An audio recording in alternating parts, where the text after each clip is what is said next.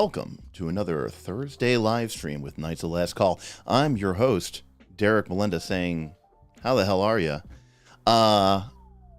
We are going to be doing something a little bit different tonight. Thursdays have traditionally been a time where we break down some of the mechanics of various role-playing games, Legend of the Five Rings, Root, Dungeon World, yes, of course, Pathfinder 2. But tonight, we're going to try something a little bit different. We're going to do some work. You see, you may have heard of this thing called the Northern Reaches. Yeah, it's our massively multiplayer online tabletop role-playing game. And turns out we're wrapping up our first season with a bang. Actually, just 2 days left to sign up for season 1. There's only about 6 weeks left, but you get to start at level 3 and you get to have some fun with it before you go into it. Get your feet wet before season 2 kicks off in January. Because we take a month off at the end of the year to reset and plan for the next season. Because in the next season, Northern Reaches, everybody starts back at the beginning. Anyways, but some context is that I have put myself in a situation where I need to run an adventure for Northern Reaches, and so I find myself in a situation where I have to do some design work, and there were some conversations happening across the Discord, and I thought to myself, okay, well, why don't we just do that here on the stream, and we can kind of involve the chat. And obviously, some of this might be spoilers for people who will eventually play in the tower, but it's all in good fun, and I think if we can educate people, I think that's worth the risk of spoilering. Jason with a tip. Jason B tipped $10. Don't listen to this guy. You can't build your own adventures. Buy an AP today. So much easier. We do all the work for you. And a great story. The best of stories. It is like a movie, really. Just sit back and enjoy the show. I mean, that's not wrong. It's not wrong. Jason is not wrong. I mean, the adventure paths do a lot of the heavy lifting for you. I mean, that's why you're paying money. You're paying money for a writer to go in and put together all of these ideas for you. Now, you may not necessarily agree with that writer. You may not like their style, but it is a lot of heavy lifting done for you. I know that I personally end up doing a lot of work anyways to sort of change up what is in an adventure path, so arguably it doesn't do that much work for me. Anyways, by the way, I just sent this to my Discord, but YouTube... Here, let me show you something. YouTube had some problem last week, apparently, and I thought it had passed us by, but apparently not. Apparently, it has affected us. So what you're seeing on screen right now, this is just this last Tuesday's issue of Quest for the Frozen Flames. You see all those marks? Every one of those marks, that's an ad break. So I don't know what they're doing. But they came in here and and this is not just our new videos, it's our old videos as well. But they came in and they added all these ad breaks up into the 2-hour mark. And so in order for this to change, I have to go in here, I have to edit the ad breaks, I have to go down to here, and I have to just delete all of these ad breaks like manually. And just set it, maybe to like 5 or 6 over the course of the 3-hour stream. And then I have to come in and I have to go, okay, well, we'll put that one there, and we'll put that one there, and we'll put that one there, and we'll put that one there right before we actually take a break. I don't want to put that one there because we just come back from a break. We'll put that one there. We'll put that one there, and we'll put this one here, and then that one right at the beginning. So there you go. It's like, it's such a pain in the butt because it's like, well, I don't want to have to do this, every single time. It's like really annoying. So there we go. Now that's fixed. And it's like, geesh, like, am I going to have to go back and do this for like all of our freaking,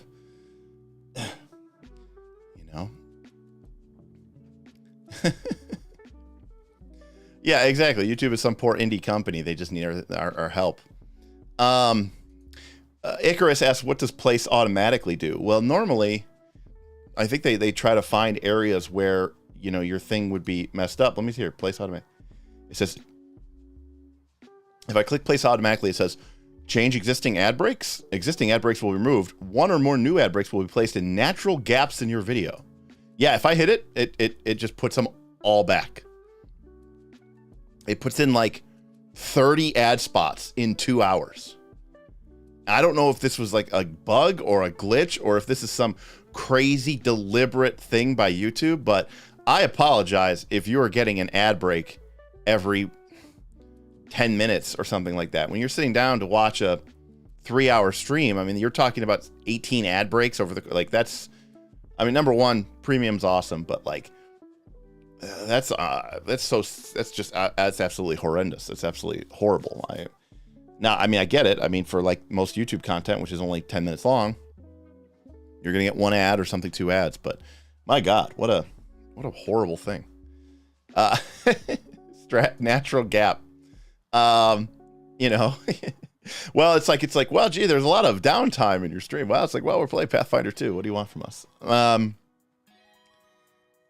Oh, good. I get to skip this because I hate Sarah the Instrumentalist. Sorry, Sarah the Instrumentalist. I hate your work. So yeah. Hey, Trayvon, you're asking about joining our Discord. Well, you need to sign up for our Patreon. Patreon.com/Knights of Last Call. We have a couple different tiers. $3 will get you in the door, but $5 and $10 will get you access to ever increasing bonuses, additional things. $10 gets you our monthly magazine. $5 gets you in our Northern Reaches game. $25 at our hero level gets you our highest tier premium stuff, exclusive access. But we have a couple different options there across the pay rate. So awesome. Well, we'll look forward to seeing you there, buddy. Awesome. Thank you. So yeah, by the way, tonight's Conan asking what is best in life. We have super chat for adventures, stream elements tip for dungeons. And what do I mean by the difference of that? Actually, we're going to get into that a little bit tonight. And we'll talk about the format. So let me start with, let me hop over to my windowed mode here. So let's start off here by talking a little bit about the desolation. All right, let me capture this. All right. Okay. So for those of you who are not aware, we are running this Northern Reaches game, and our Northern Reaches game, we have characters ranging from levels 3 all the way up to, I think, level 9. And the Desolation is our most recent zone that we released in our Northern Reaches game. And the Desolation is a result of 13 characters, player characters, who took a choice in the game to brand themselves and to essentially enter a deal with the devil. They essentially sold away.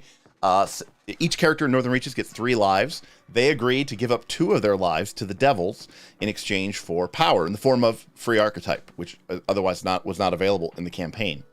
Well, once 13 of these branded, as they became known, signed up, it created a problem, which is that Hell was able to essentially mount an assault and open a gateway into the Northern Reaches. And now, with only about 2 months left in the campaign to go, the combined players of Northport, the heroes, if you will, of our game, have to see if they can figure out a way to close this gate to Avernus, the first level of Hell.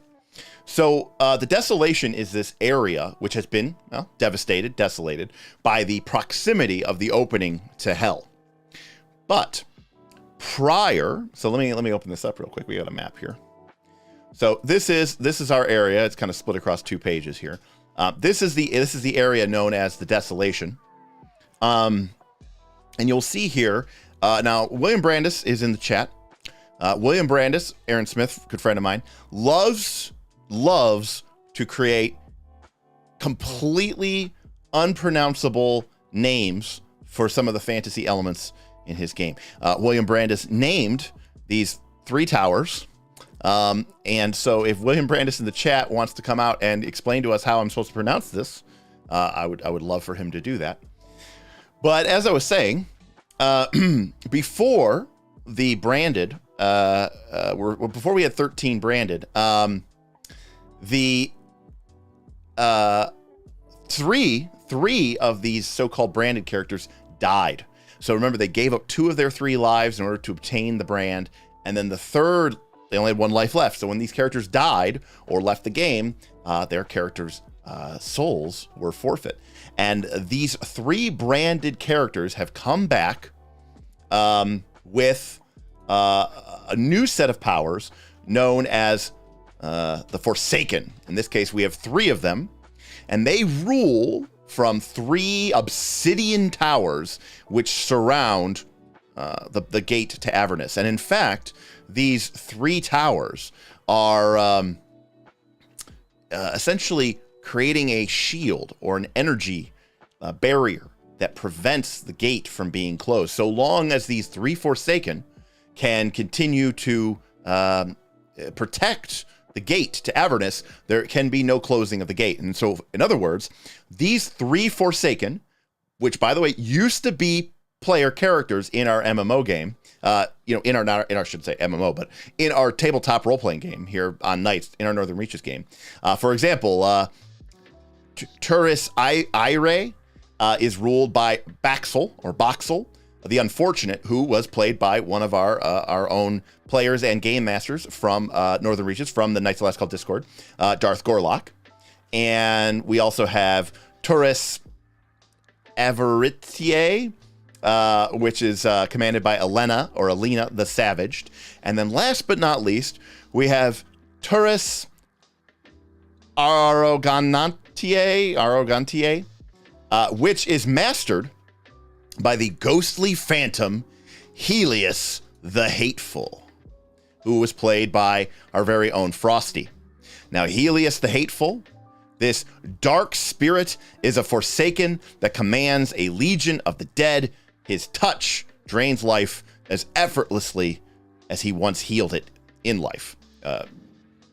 Helios was a cleric, a healer, bringing even the mightiest of heroes to a shell of their former selves with but a single touch. So that I thought was really cool. So I said, okay, listen, you know what? It's high level. It's the end of the game. I'd like to get some GMing in. I am going to take over. I am going to run this Turis Arroganate. It's like arrogance, but Latin. So I don't speak Latin. So the Tower of Arrogance, we'll call it. I decided to take over the Tower of Arrogance, and of course mastered here by the ghostly phantom Helios the Hateful. And so that is kind of where this idea is starting. And my goal here is to run. So I'll kind of take some notes here. Now, again, this is a working session, people, here, okay? So, I'm going to be asking for advice and kind of working through some of these ideas. But ultimately, the goal here is, for me, let's see, today is October 13th. Really, honestly, by probably that last week of this month, I want to start running groups through this dungeon, through this tower, and try to have a resolution, for better or for worse, by the end of the month. So, Damian Williams, I'm going to call it the Cocky Crypt.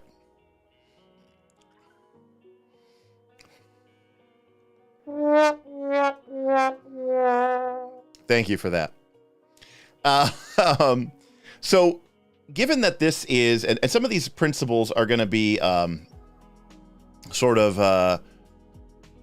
renewed principles, things that we've talked about before on Night School, but I do have a couple of key restraints. I mean, part of the issue of designing a dungeon or designing an adventure is understanding, what do I need from this adventure? What do I need from this dungeon? Sometimes because of the way that your game world is working, you may find yourself in a situation where you say, hey, listen, I have several, key elements that I need to include in this adventure because it has already been narratively established, or because this is something that the players are interested in. And as the creator of the world, one of my principles as a game master is to be a fan of the players, and so I want to make sure that there are things that are interesting and available to them. But I have another sort of key element here, so that I want to talk about. So the first things first, this is for the Northern Reaches, okay? So what does this mean? Well, it means that it's not for your typical campaign PC party, right? This is more, this is almost kind of more like a con game. By that, I mean a convention game, because I'm going to have a group of PCs coming and playing into this, maybe several different groups of PCs. I don't know who they are. I don't know what abilities they are going to have. I don't know what powers they are going to have. I don't know what spells or classes or ancestry makeups they're going to have. So I have to kind of keep that in mind.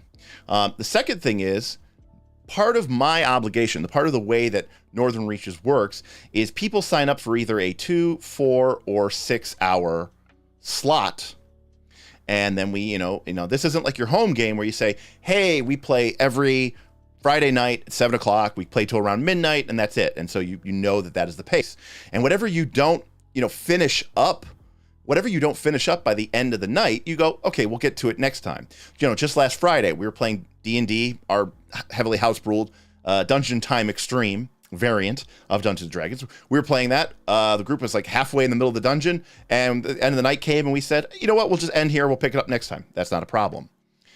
In this instance, I want to be able to run probably a 4 or 6 hour slot, and I want to be able to give the groups that have signed up for this slot somewhat of a complete experience, right? It doesn't necessarily have to mean the entire experience, but there should definitely be sort of a key objective or goal that is reasonable, that they should be able to reach and obtain. Now, dice fall where they may, and we roll in the open. It doesn't necessarily mean it's going to happen, but it's better than just saying, here's a big thing, just go wander around. I find that when you think about dungeons, adventures have the advantage that most of the time that PCs aren't even really in charge, right? Somebody else has told you, you must go do this thing. You must go do that thing. So the players go, okay, I get it. We're messenger boys. We're errand girls. We have to just go, fetch and carry. In dungeon-based exploration, it's really a little bit more like, what are the players interested in? What do they know about the game, and how do they explore it? So to this response, I have to think about this design a little bit differently. Now, I in the super chat below, or in the tip goals below, I have super chat for adventure, and then I have tip for dungeon. And what do I mean by the difference of that? Well, to me, a dungeon means it is a site-based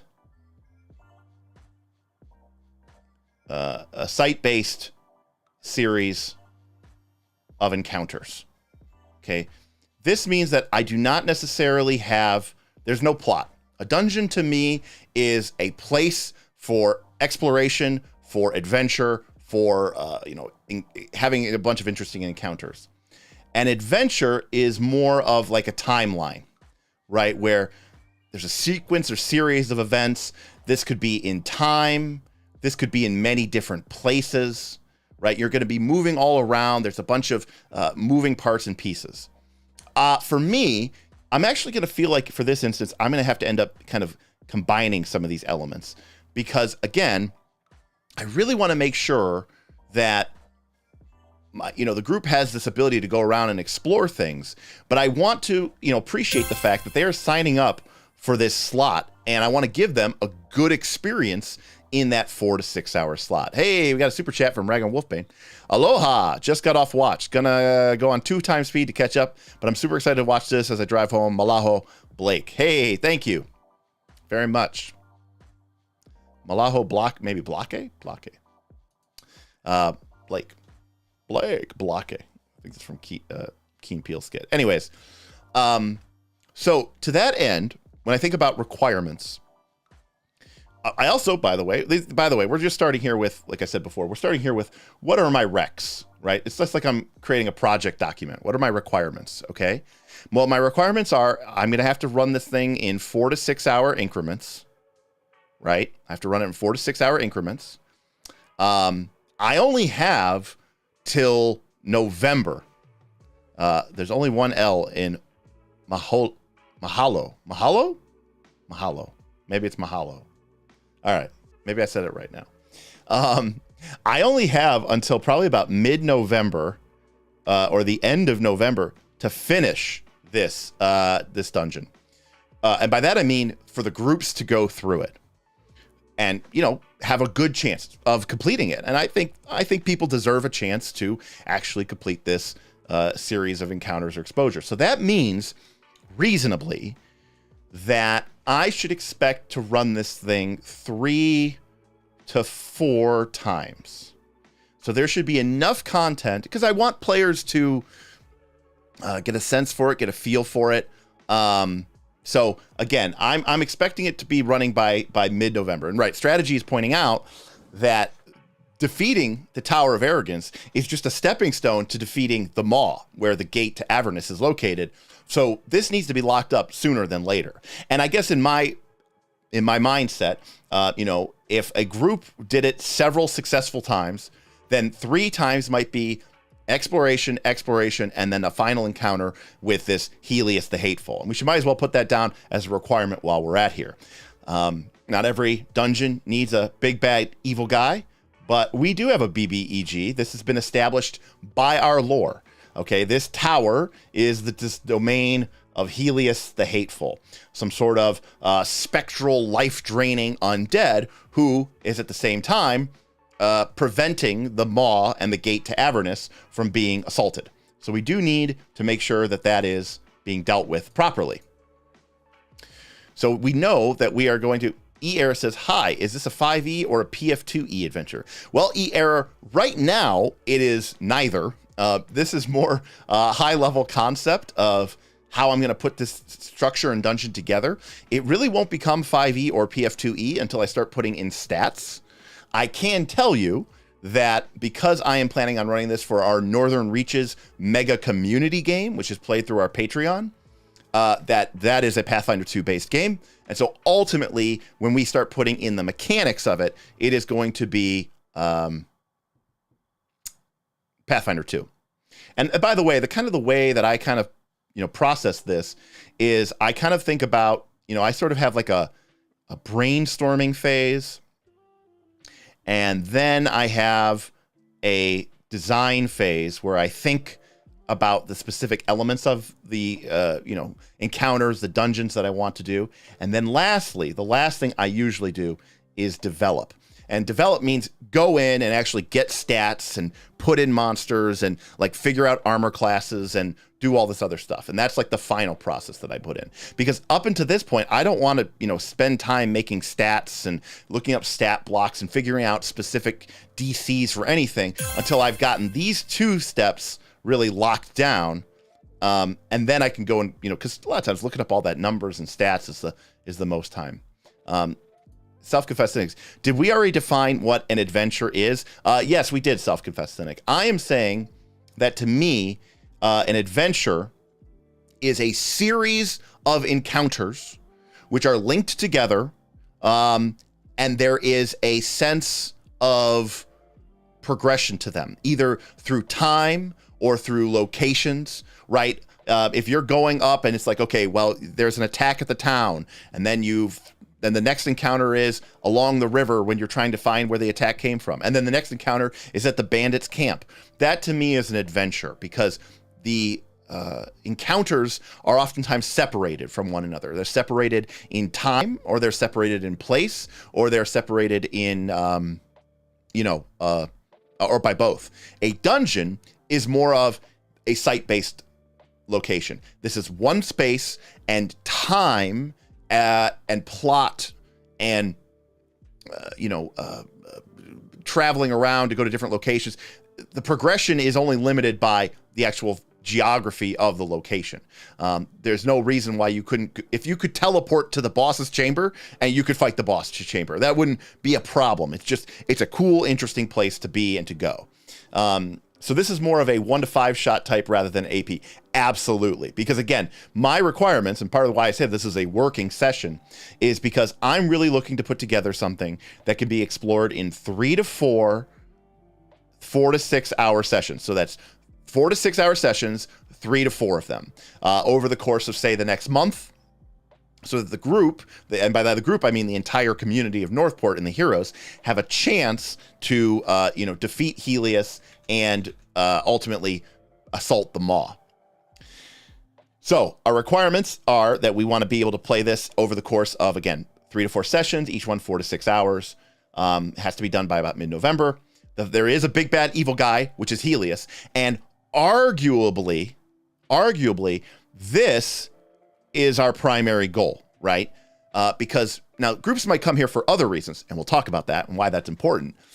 But from a metagame perspective, what the group is trying to do, by the group I mean, we don't have a player, it's not a 5-person party, it's a 75-person party.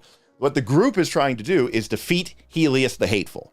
When Helios the Hateful dies, or is defeated, its ability to lock out the Maw of Avernus, preventing the gate to hell from being closed, will be ended. So as long as Helios can be defeated, everything else can proceed forward. If someone were to come into this and speed run it and defeat Helios, great, awesome. That is a fine goal. But that shouldn't be our only goal. And, it depends on the size and the scope of your campaign and how much adventures you're talking to, but I sometimes think simpler is better. And a lot of times, and we can get more into this when we go into design, but a lot of times when I'm thinking about a multi-stage dungeon, by that, I mean, again, we're going to be playing this thing over the course of, a couple weeks.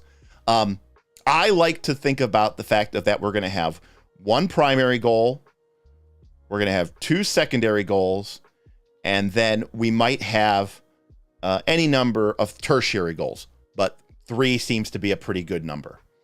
And it turns out we already do have a secondary goal. And that's why I wanted to bring this up now, because it is a requirement.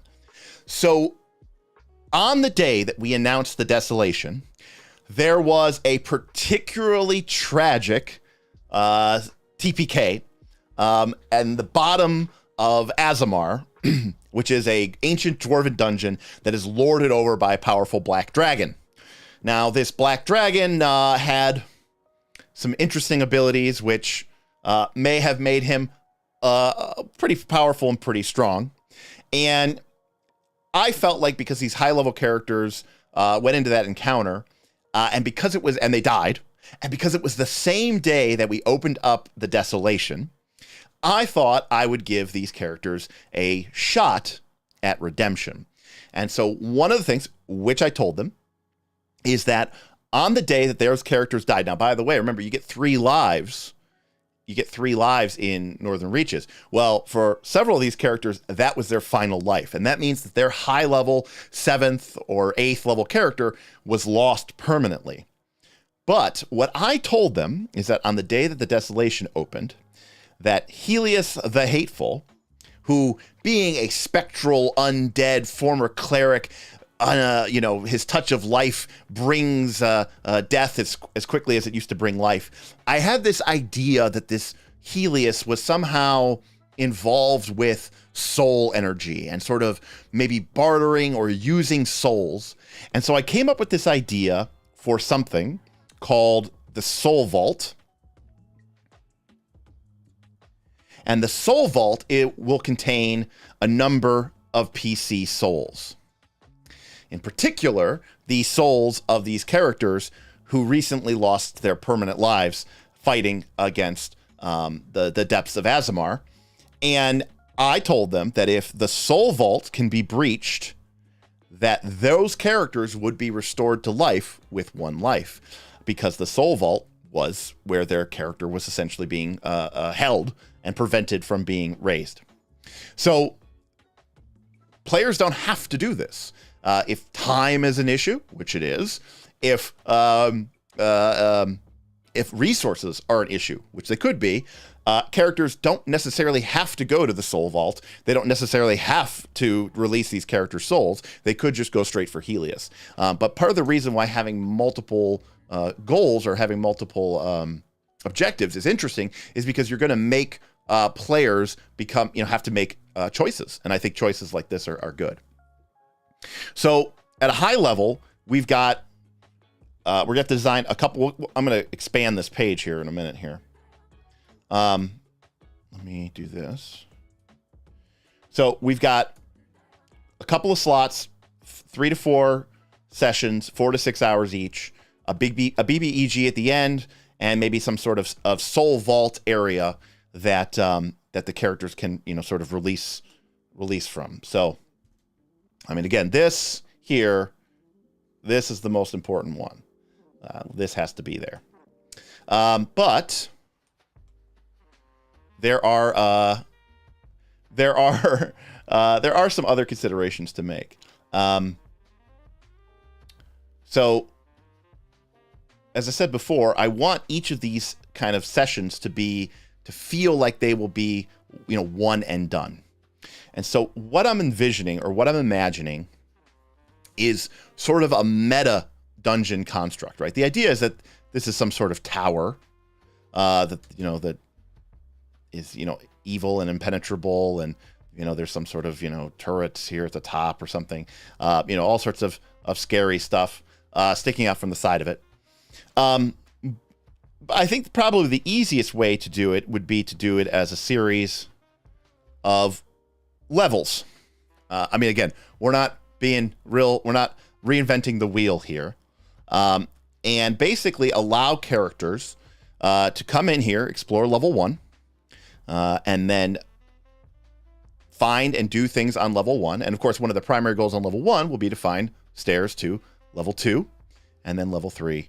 And then ultimately, I imagine this 4th level is going to be, 4th level is basically going to be just a level for essentially, one big bad showdown with this guy, with a couple of maybe extra little things as well.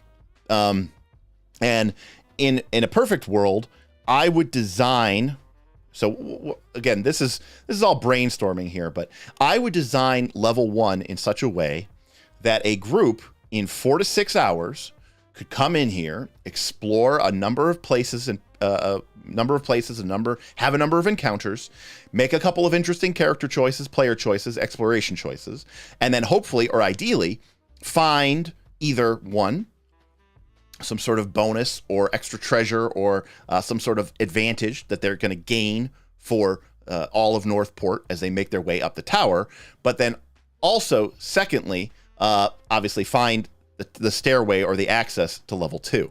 And that would be a really great, and maybe defeat the, first sub-lieutenant. And that would be a really cool way to say, hey, we came back to town and we say, hey, look, this group of, 5 or 6 of us who came into this dungeon, we assaulted level 1, we did this thing, we did this other thing. Oh, and we also cleared the boss, and now the way to level 2 is laid bare. And maybe another group comes in and does it, or maybe that group comes back a second time and does it. Now, of course, that's in a perfect world, and hopefully things, sometimes things don't always work out by that. But that's kind of my idea. So the idea is that you could think of it as each of these levels is sort of going to be like designed around being one session of play, worth of play. And a very long time ago, a designer by the name of Andy Collins, he helped write 3rd edition and 4th edition. He wrote a great article for the RPGA, the Role Player Gamers Association, sort of the precursor to D&D Adventure League, when RPGs were more played at conventions and stuff. And he wrote this great article, and it's called 200 Minutes Plus the Bonus Encounter. Okay, and his premise was that in a standard, if you go to a game convention, if you go to Gen Con or something like that, a standard gaming convention slot is 4 hours long, which is, 240 minutes. His premise was that you are going to lose somewhere between, half an hour to as much as, 40 minutes of that 240 minutes just getting people situated, set up, You know, if this is Foundry, which is kind of what our world is, that's 20 to 30 minutes to make sure everybody is online, that everybody is got their character updated, that everybody is set up, that everybody understands what's going on. Doesn't have to take that long, but it usually ends up taking about half an hour. Plus, it could sometimes take like half an hour just for people to get into it. And that leaves you with 200 minutes. So one of the things I need to think about as a Pathfinder 2 GM who is designing this sort of adventure dungeon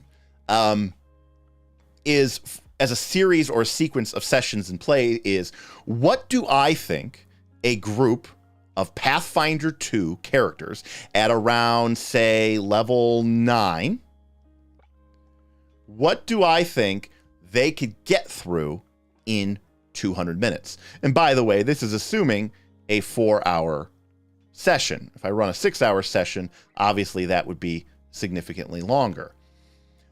Now, we know combats might take, what, 30 to 60 minutes, right? Does that seem reasonable? Does that sound reasonable? So let's just say 45 minutes. And, you know, maybe plus an additional 15 minutes on top of that per encounter means you're looking at about 60 minutes per major encounter. So you might be able to get through like 3 encounters in a 4-hour time period, but the group could do faster. They could do better than that. And that's why Andy Collins suggested that you create a bonus encounter. So you create an encounter which the group doesn't really have to explore, or there's not really a chance that they're going to encounter it. But if a group is doing really well on time, there's an option or an availability for them to encounter that as well, because you don't want them to end early and, you know, kind of run out of stuff to do. You want to give them a good push for their time. I think if we were doing a 6-hour session, we would be looking more at like 5 encounters plus 1.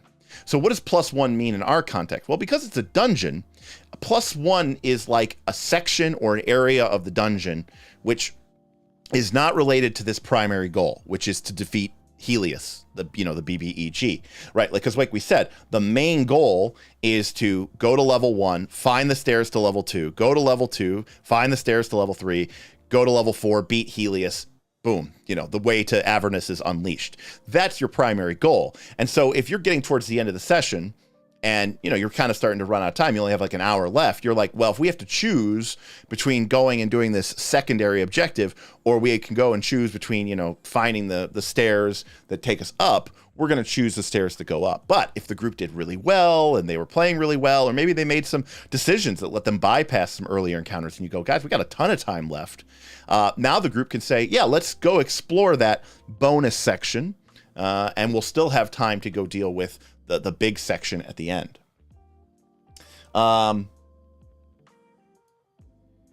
So brainstorming wise, this is kind of what I'm working with. This is kind of what I'm thinking here. Okay.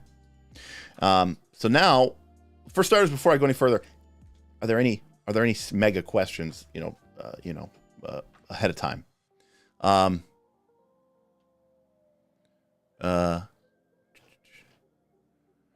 Because then eventually here, I want to start talking about design, and I want to start talking about how I want to approach this and my thought process on this.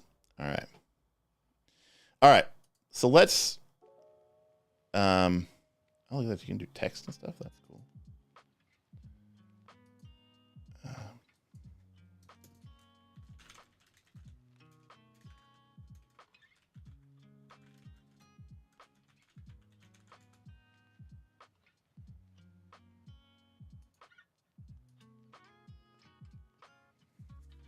Okay.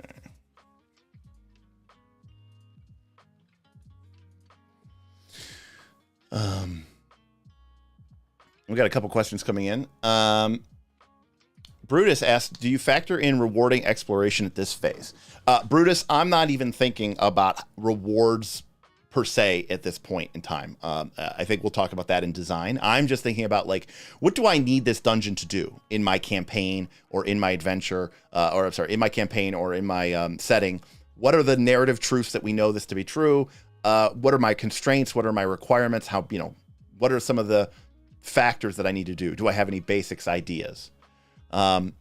What about groups that are completionists, like those who want a 100% floor? Read my group. Well, John, I think that's fine, John.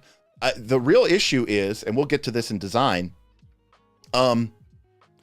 if there's no reason why they can't do 100%, then there's no reason why they can't do 100%, right? Like, part of the challenge of a dungeon, I will admit this, and why some players have a tough time with it is because, if there's no clock ticking, if there's no, the world's going to end, the sand point is going to be destroyed, etc., etc. If it's just a cool, interesting, dangerous, scary place that has been there for 1,000 years, and if your group takes 3 weeks to go through it, or if your group takes 2 weeks to go through it, it's not going to change anything. Like, it's not like something's going to leave or go away. Then they can absolutely go in there and they can absolutely explore every nook and cranny. To a certain extent, I think this is fine, actually. I think this kind of behavior could be fun. It really puts the players in the driver's seat. If they want to explore every nook and cranny, they can explore every nook and cranny. Now, this is getting off topic, but part of the way that you make that a dangerous thing is I always talk about that for, let's say, let's say we're talking about a level 9 party here.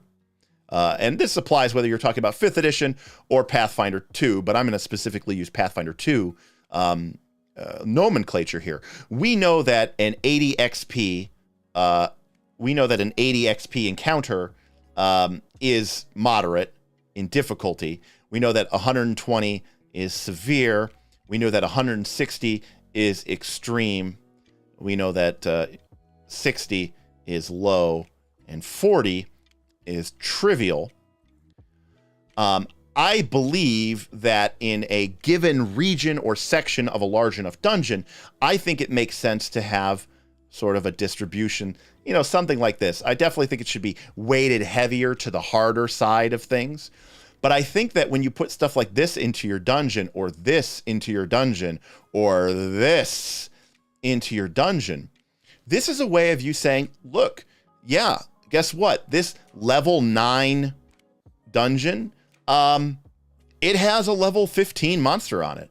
Now, obviously, that monster has to be somehow, confined or trapped or in stasis or something, or otherwise, this wouldn't be a level 9 dungeon, right? It would be a level 12 dungeon because there'd be this badass thing roaming through the halls and killing everything. You need something that keeps that thing contained, but you basically, I don't want to say you punish people for this, but you basically show them that, hey, look, if you want to kick over every stone, and you want to search under every rock, sometimes you're going to, kick over the stone, and there's going to be a snake there, and it's going to bite you, and you could get in trouble if you're not careful, and you're just kind of, Diablo 3ing your way through the encounter. If you're familiar with the 5th edition adventure, Sunless Citadel, which was originally a 3rd edition adventure, but they reproduced it in Through the Yawning Portal. It's a great low-level adventure. It's very simple. But one of the things I love about this is it's an adventure for, characters level 1 to 3. And on the first level of the dungeon, where arguably the characters themselves are only 1st or 2nd level, very early on, there is sort of a secret, not secret chamber. And there's basically kind of like, warning, do not go this way. And if the group does go through it, and they do go through it again, they end up fighting a really powerful, like, level 5 monster, which might eat a lot of those low-level characters for lunch. And you sort of have said, look, this creature is not out roaming the halls, because otherwise this would be not a really a fair dungeon. But just because it's, quote, a level 1 dungeon doesn't mean that there isn't something here that's scary. And I think including stuff like that, I think it makes characters feel even who want to 100% complete things feel even more rewarded, because if for some reason they can beat that encounter when they're only level 9, they feel great. Or maybe they say, okay, that thing is way too hard, and then they keep exploring, and then they come back in a couple levels, and then they fight it again, but now it's, just a severe encounter, and they go, oh, remember when that thing scared the bejesus out of us, and now we're back, and it's just like a totally normal fight. Wow, isn't it cool that our characters are progressing and leveling up, and we can finally see what that thing was guarding, or what it was behind. I think stuff like that is great. And so I don't know. I think I kind of encourage it, really, is ultimately what I would say. So that was kind of getting off topic, but let me Just erase here. All right. What else do we got? Oh, we got a lot of chat. Sorry, guys.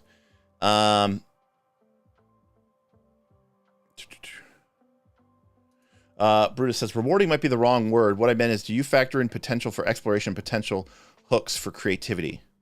Factor in potential for exploration, potential hooks for creativity.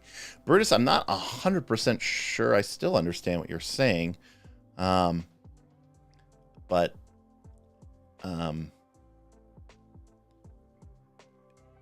do I factor in potential? Well, yeah, I mean, we could talk about this a little bit, Brutus, but I mean, one of the things that what I tend to do is I assume that if I want there to be 6 encounters, then I need to design 9 to 10.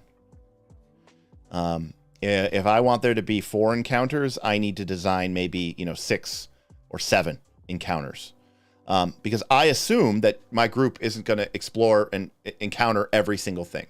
I am assuming my group is not going to 100%, I'm not assuming they're not going to explore every element. I'm assuming that, and nor do they have to. Part of the thing about a dungeon-based design too is, this is where, in terms of a GNS score, when we're talking about gamist and simulationist, simulationism would say, just put whatever you want in there, that you should make no attempt to even assume that the characters have a certain level. But even if you go all the way back to the very beginning of the game, there were always these sort of baseline assumptions. Like if you look at Gary Gygax's own dungeons, right? The first level of the dungeon contained level 1 monsters. And the second level of the dungeon contained level 2 monsters. And the third level of the dungeon contained level 3 monsters. There was this sort of Gygaxian naturalism that the tougher, harder foes went down further. Now, that doesn't mean that you wouldn't occasionally find a level 3 monster hidden in some corner of level 1, but it meant that by and large, level 1 was composed of appropriate threats. And that's because we do have to make certain considerations of the fact that this is a game. And I think that that's okay.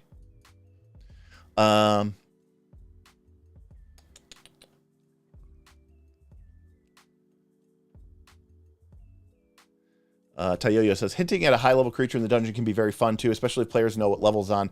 Did that in AV, it made exploring quite suspenseful. Yeah, that's very good, too. Yeah. Okay, so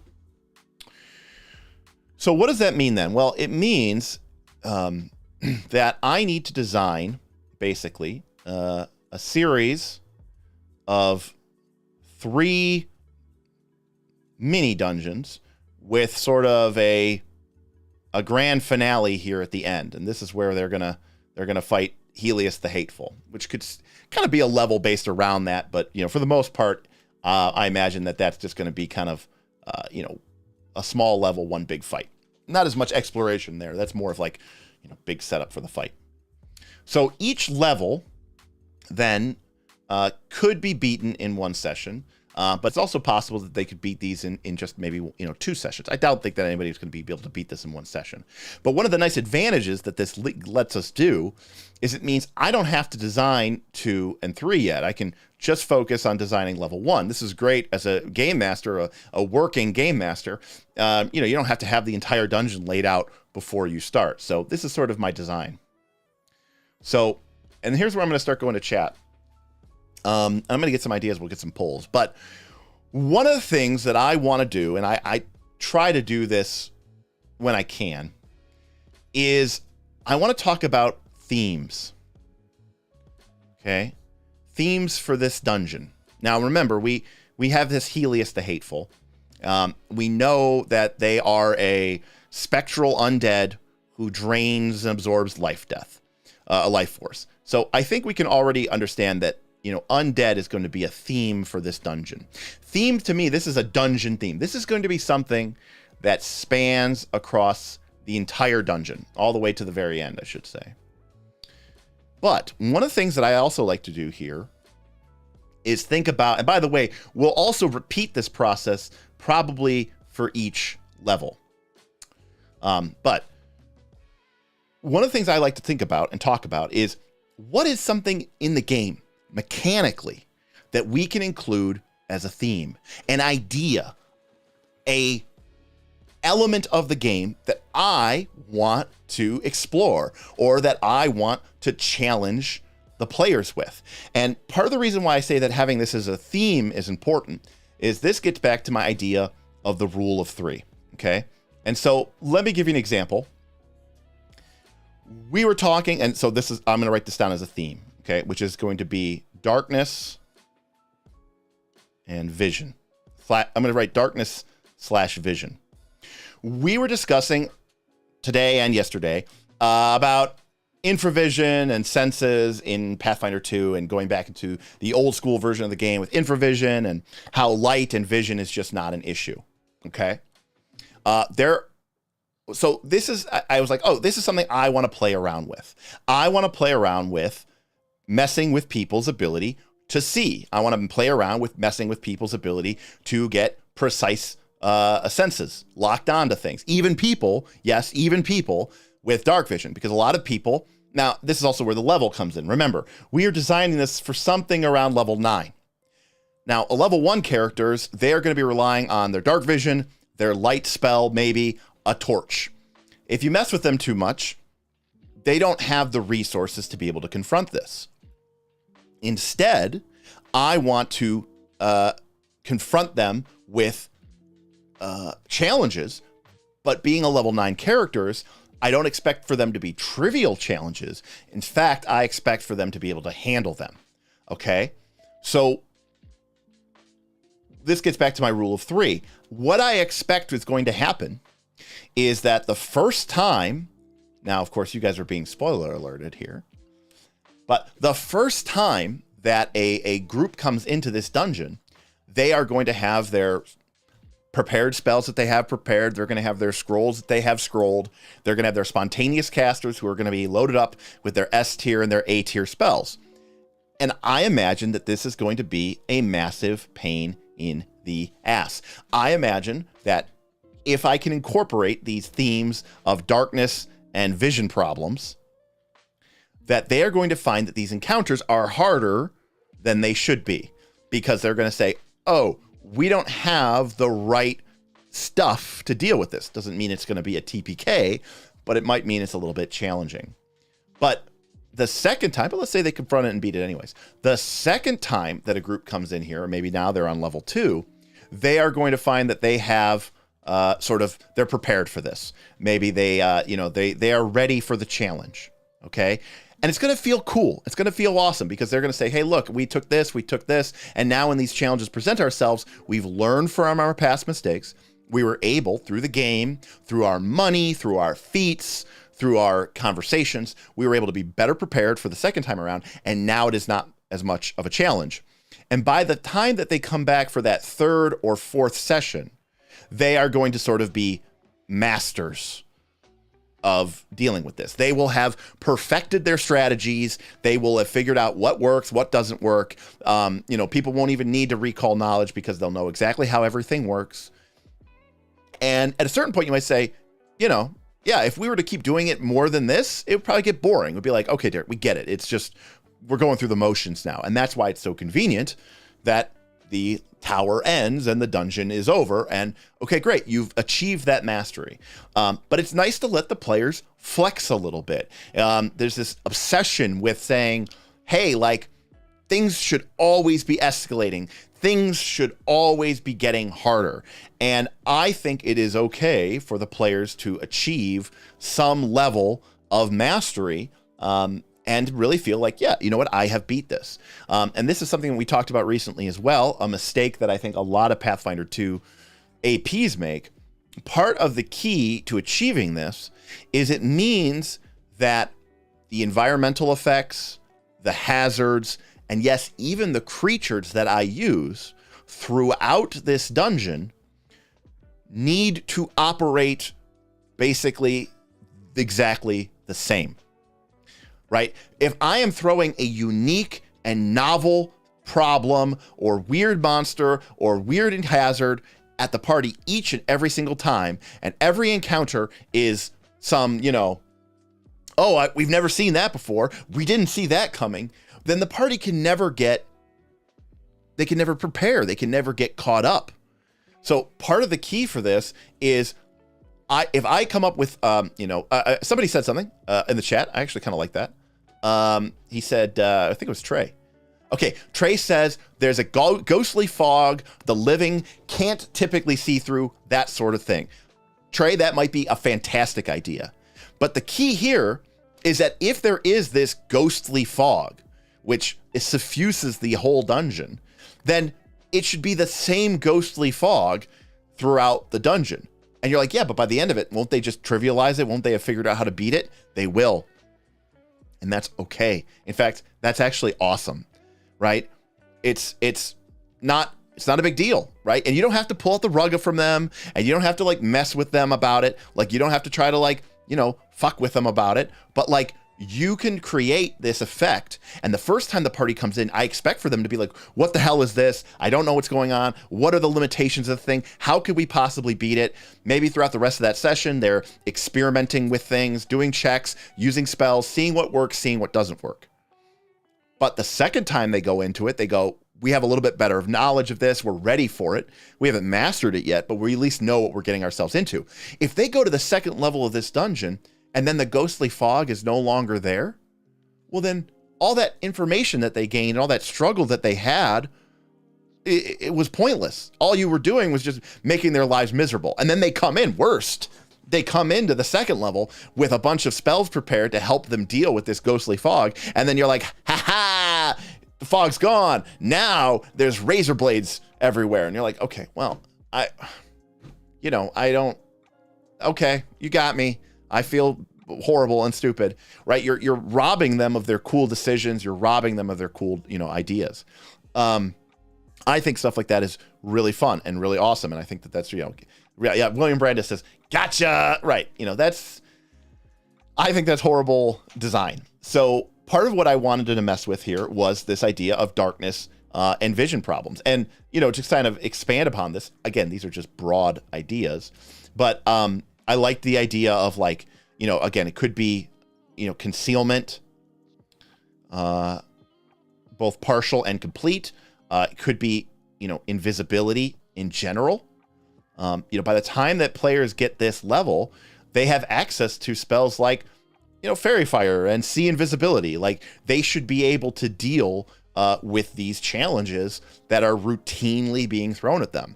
And the group that can prepare for these challenges appropriately is going to find that they have an easier time. That to me is a win. And so I like this idea. Plus, I don't know, part of it's like, well, Derek, where did that even come from? Well, do you remember the art for this guy, for Helios the Hateful? I didn't even pick this art. Smith did. It's a dark spirit, like I love this idea of this, shadowy creatures, right? So immediately I'm already thinking like, maybe this is more, maybe that's a theme as well, right? More incorporeal type effects. So maybe that is a theme. I don't know. Could be incorporeal type creatures. So we know that this guy has this sort of soul energy thing.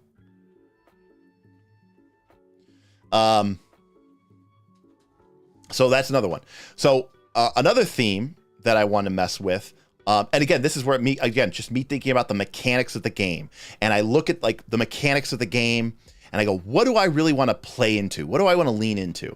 And I think I want to play around with this idea of the frightened condition. I want to use the frightened condition. I mean, part of me is I'm envisioning this as, on a sort of a meta level, right? The Tower of Arrogance is about overcoming, this arrogant Helios the Hateful who thought that they could master life. And now, in death still seek to, so arrogant that think that they can live forever. They can exist forever. And so I think part of this is like, maybe this is like some Ring of the Power concepts, but it's like part of this idea is like, that men were afraid of death, that anyone who can master their fear will be at a great advantage in this dungeon. And so not only does this mean that, okay, what does a frightened condition do? Okay, frightened 1, frightened 2, frightened 3. That's all good and that's great. But it also means that like there might be a situation here where Creatures that aren't traditionally capable of being frightened are capable of being frightened. Maybe there are global frightening effects. Maybe there's some sort of curse or disease wouldn't be the right term. Curse would be the right term. With a series of progression tracks that locks you into fear. Not just the traditional, frighten 1, frighten 2, frighten 3. Maybe there are creatures that can be, kind of like, I can't remember the name of it. There's a fighter feat, which lets you do bonus damage against frightened people. So, like, maybe that is something that even these foes, they have this as like a penalty to their characters. Like, maybe when when the PCs are feared, maybe the enemies do more damage, right? But when the foe themselves are feared, they take more damage. So maybe part of the key, or maybe like they have some sort of damage shield, right? Or something like that. That it's like really hard to deal with these creatures. You're like, how the hell? These things are too tough. And you go, yeah, because if they're not afraid, then they are not impossible to beat, but they're really hard to beat. But if you can put frightened effects on them, if you can put fear effects on them, if you can use fear effects on them, then wow, like maybe that's like really, really, really powerful. So like, again, it's playing with the assumptions of the rules, but the key here is this is something that's going to be repeated throughout the dungeon.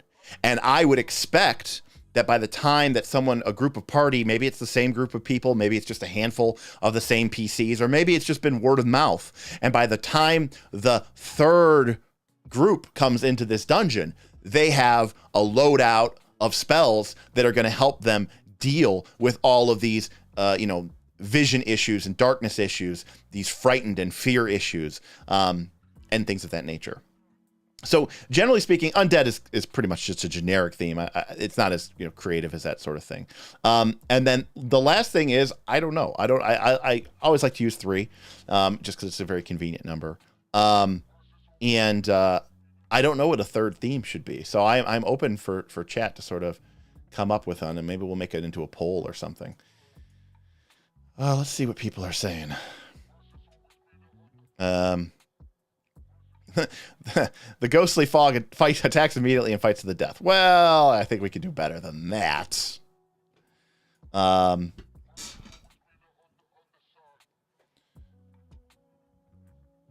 If you're looking for incorporeal creatures, undead creatures, and or vision as a theme, I had to stat up a high-level swarm of shadows. A swarm is interesting. Yeah, I'll take a look at it. Make a creature that buffs itself by removing the party's frightened stacks, literally feeds on and eats their fear. Ooh, that's pretty cool. That's pretty neat, right? I like that, kind of tying into that frightened idea that like you have creatures that are sort of comboing, like they're putting a bunch of fear on the party. Because part of the problem is like, you don't want to like kick them while they're down, right? Like being frightened already sucks. Because it's going to affect your attack rolls. It's going to affect all this stuff. But like, but then if like, but the monster gets a huge bonus to damage too, and you're frightened, you're like, okay, so my AC's lower, and the creature gets a bonus to damage, and I suck at attacking. Okay, this kind of sucks. But like, if instead the creature consumes those fear stacks, and then they become stronger, you're kind of like, okay, I feel better, but that also sucks. So like, it's kind of like a neutral victory, and I kind of actually like that. I actually do kind of like that. Tayoyo says time travel. I'll put it in the poll. I don't know that it's one that I would agree with, but I'll put it in there.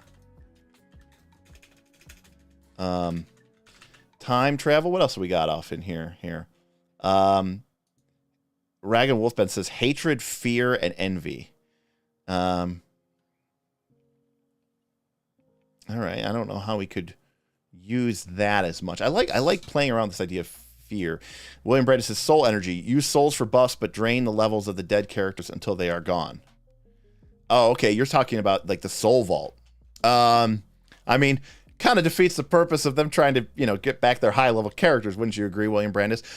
But I do think that is an interesting way that we talk about like the design, the tertiary objectives, well, I think the tension, William Brandis, for us mostly is, can they defeat these creatures in time for it to even make it different from the perspective of the Northern Reaches.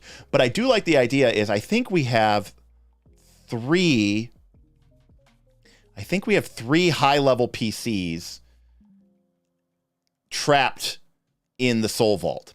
And so maybe each of those PCs, instead of maybe one Soul Vault, maybe there are 3 Soul Vaults. And each of those PCs, which is in the Soul Vault, based off of that PC's class or ancestry, is currently empowering the tower, right? And giving every monster in the tower some sort of buff or some sort of advantage. And as the groups come in and free those souls from the Soul Vaults, then not only is that PC restored, which is, so this is, then it's nice, it's a double carrot. Because yes, you're helping out that character who, that person who lost their high-level PC, they get their character back with 1 life. But then also that takes away that energy from the high level, from all the creatures. And like, maybe it's a situation where if you go to fight Helios the Hateful without freeing any of the souls which he is empowered by, then it's going to be like a really, really, really tough fight. Like maybe it's like the equivalent of like a level 13 or level 14 encounter, right? Like an elite.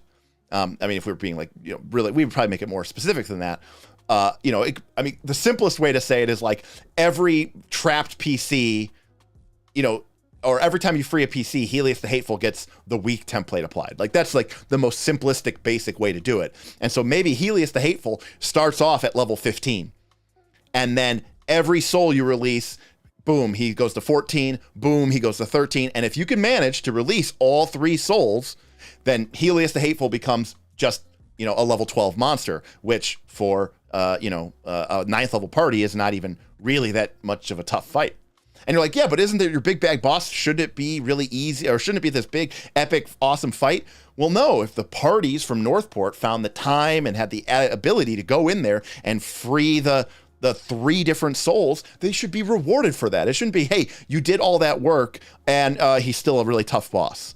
And it's like, well, what if we hadn't opened up any of the soul vaults? Well, he would still be a really tough boss. Like, that's not a real reward. So I do kind of like that idea of using the soul vaults in that regard, and separating it into those 3 separate things, which I think would be a lot of fun. So I kind of like that a lot.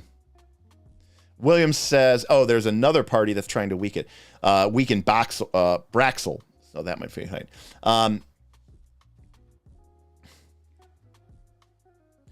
Ray Sean says nightmares and psychic attacks. I don't know how we would use nightmares, but that doesn't necessarily mean that it's a bad idea.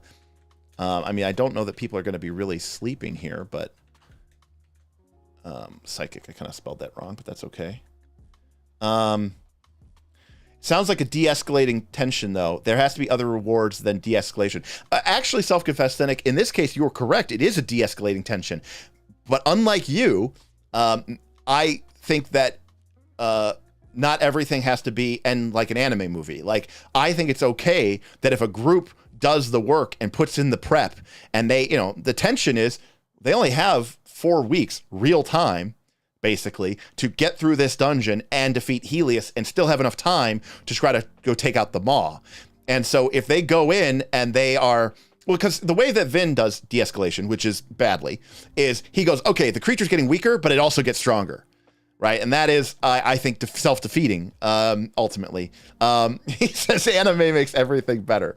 And so in my instance, in my case, I am okay with the players saying, hey, we did the work, we put in the time, we did the prep. I guess the best example of this, Self-Confessed Cynic, would be like, I remember Final Fantasy VIII, okay? In Final Fantasy VIII, I remember when I found out, like, early on, that the bosses were just automatically like tied to your character level. It didn't matter whether you grinded and got your level up really, really high. The boss was always going to be that much higher than your character. It didn't matter whether you were 20th level or 30th level or 40th level. Whereas in prior Final Fantasies, if you put in the work and you leveled up your character and you got a bunch of gold and you bought the best, awesomest equipment, you could, my Cloud just killed Sephiroth in like the first round of combat. Now, was that dramatic and epic? No, but I felt awesome because I had done a shitload of work in Emerald Weapon and Ruby Weapon and all this other stuff.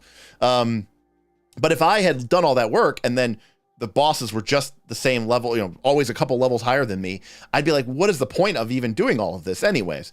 I don't want to have that situation on our hands. I want to have a situation where, you know, the Soul Vault is something they can release and redo. But if they are going to, these aren't, by the way, the key here is, to Vin's point, and I know I'm kind of harping on this, but you can't have it be like,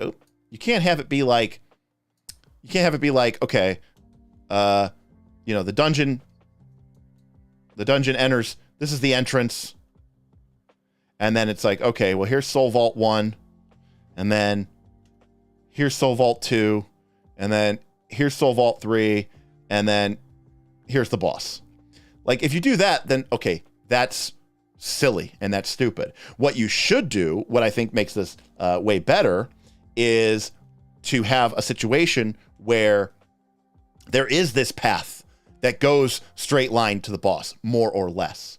But then you have over here these branches which lead to the Soul Vaults, and it basically is saying, look, if a group wants to take, you know, this side passage, which is going to take time, which is going to take effort, which is going to take, you know, real literal you know, calendar time that your characters may not have, then go for it.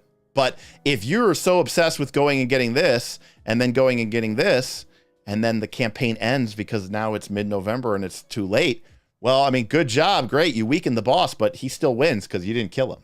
And so I think the tension there, Vin, is, you know, can we do this and do this within the right amount of time?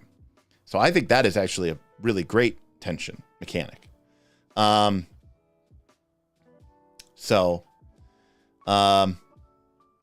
right, sorry. I still want to do this idea for this third team.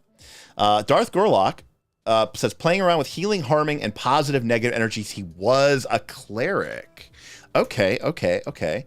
So heal, harm, positive, negative energy. I like this idea, Darth Gorlock. Okay, Rayshawn saying for the nightmare part, like horrid visions of alternate future deaths. Okay. Like maybe heals do something bad at the same time, makes it an interesting choice whether to heal or not. Now, remember that I think the Desolation already has a problem with casting heal spells, so there's a little bit of that. What if the PC's fears appear as monsters, so a character mentions the monsters and suddenly it appear? That's an interesting idea. I don't know how we could easily do that, essentially, since I don't necessarily know what these characters specifically or want. Give bonuses to all PCs when they free the soul in that level. The enemies get them while they are trapped. I kind of like that idea too, Raglan Wolfbane. You know, I like sticks, but I also like carrots, right? And I like the idea of, hey, you know, we freed that soul, we got some sort of benefit or bonus. Blinded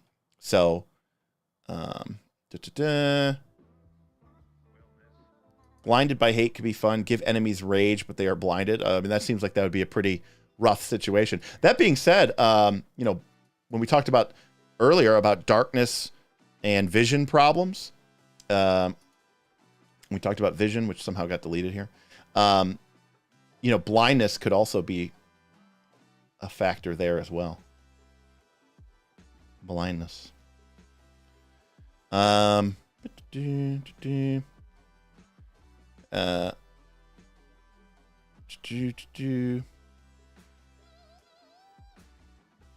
Everybody's talking about Skyrim. Okay, oh, super chat from Scratch Paper Games. Powerful mushroom spores could put the PCs to sleep without them even knowing it. They suffer physically exhausting nightmare solutions. Eating mushrooms could be the antidote, just brainstorming. Well, I think part of the issue here for me, Scratch Paper, is that this character was a cleric. They were divine. And like, I feel like mushroom spores feels like to me like more of a druidic thing. And I think we could, you know, we could lean into that perspective from that point of view.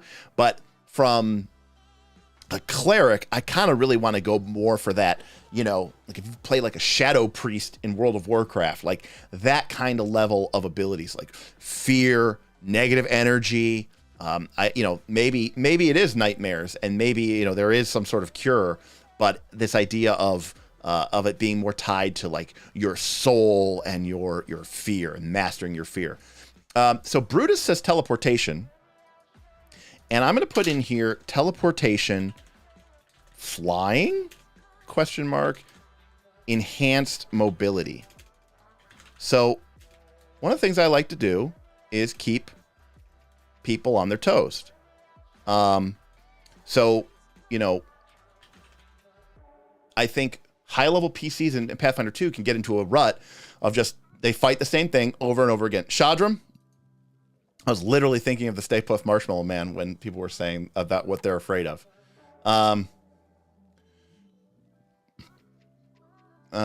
Self-confessed cynic says, see, what I meant by other rewards other than de-escalating tension would be, for example, gain the PC as an NPC that assists the party during combat, but maybe as a single-use trump card. Okay, i.e. don't make things weaker, make everything more awesome. Yeah, the problem there is that you also have to tie it into the lore of the world. Realistically, I think this creature is gaining power from these trapped characters, and I think that's kind of the idea. All right, the poll's up. So we've got 4 ideas about what could also be a theme for this dungeon. So we've already talked about, and I think undead are going to be. Shadram said, I came in late. What's the super chat versus stream element thingy for? What it basically is which one do you prefer? In fact, actually, it should have, I did not copy over the what is best in life. Let me do this real quick. Sorry.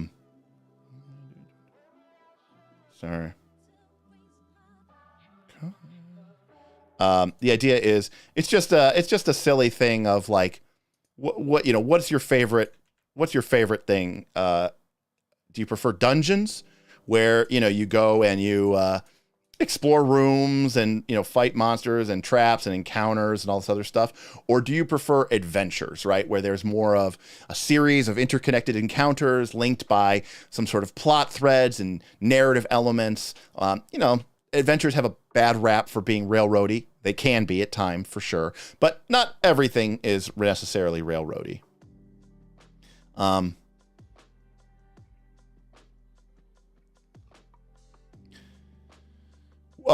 says, working off the Shadow Priest idea, you could have ambient energies of the Soul Vault or dungeon siphon away the PC's hit points at certain time intervals and grant it to the BBEG in the form of temporary hit points.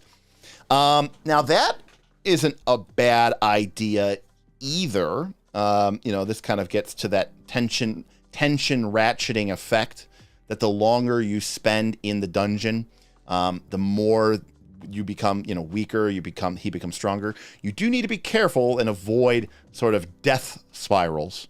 And I think that is, something that you do need to be aware of, because you don't want to create too much of a situation where suddenly, the PCs have one bad set of events and now the dungeon is essentially unbeatable. And that's, because that's where death spirals can be.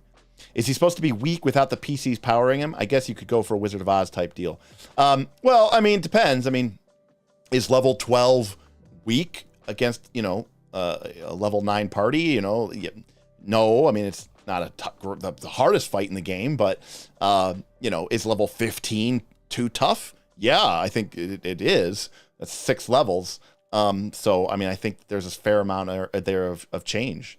Part of if he's level 15 greater than 12, then that's false choice. No, it's not, because the party also could just level up. I'm not going to change this guy's level. If people go and they're level 11 or 12 by the time that they come to this tower, then they could just go right up to him and raffle stomp him and overroll him.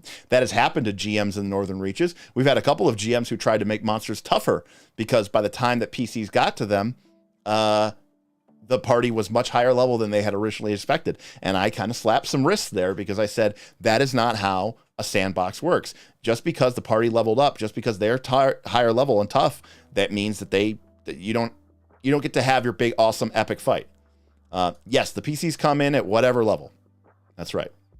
In fact, self-confessed cynic, if we wanted to be really ball busty, okay, what we could do is we could design the hub of the dungeon in such a way, somehow, that maybe there are, 3 wings to the dungeon, and then there is a central hub. And you can access the central hub, like that's where you enter, okay? You could fight Helios the first encounter if you wanted to. Like you could just go in and fight him. Maybe there's like one encounter and, it's like the outline guard just to give you a taste of what's up, but you have no idea what Helios is capable of. You have no idea what level he is. He's very powerful. He's the most highest powerful level. But, and again, like this is like the central hub. It's a horrible circle. Thank you, Derek. There we go. So you could just go in and fight Helios, or you could access these 3 sub-dungeons, these sort of regions, these zones, these sub-zones, and each one of these will contain its own set of challenges as well as a soul vault. And by going to these 3, not only do you then make this encounter more beatable, but you also potentially gain information, treasure, buffs, ideas, that will enable you not just to have a mechanical advantage in the form of, the right tools or lowering his DCs and levels, but you also potentially then end up with knowledge about, if we had just gone straight into Helios and fought him, it's like, there's darkness, you're all blind, we have no way to deal with it. Mechanically, this sounds kind of fun, though I don't know why the BBEG would just sit by and let it all happen. Well, self-confessed cynic, I mean, I certainly feel like that is something we should probably address if we want to make a nod to the simulation. My primary guess is that because, as we described before, in the center of the desolation is the evil volcano, and at the center of it is the portal to hell. And currently, there are 3 towers situated around it, which are maintaining the mystical force field, which is keeping the Maw of Avernus from being assaulted and thus closed. My guess is that Helios is just trying to buy enough time. He's otherwise preoccupied, drawing in the energy of the characters who have died throughout Northern Reach's history, including these 3 powerful PCs, to not only empower himself, but to keep the gate of Avernus closed and the shield in place. And so he is just, quite frankly, busier with other things, would be my guess. Alternatively, he is dead, and his character was a PC. He might literally potentially be bound here in some sort of form or capacity.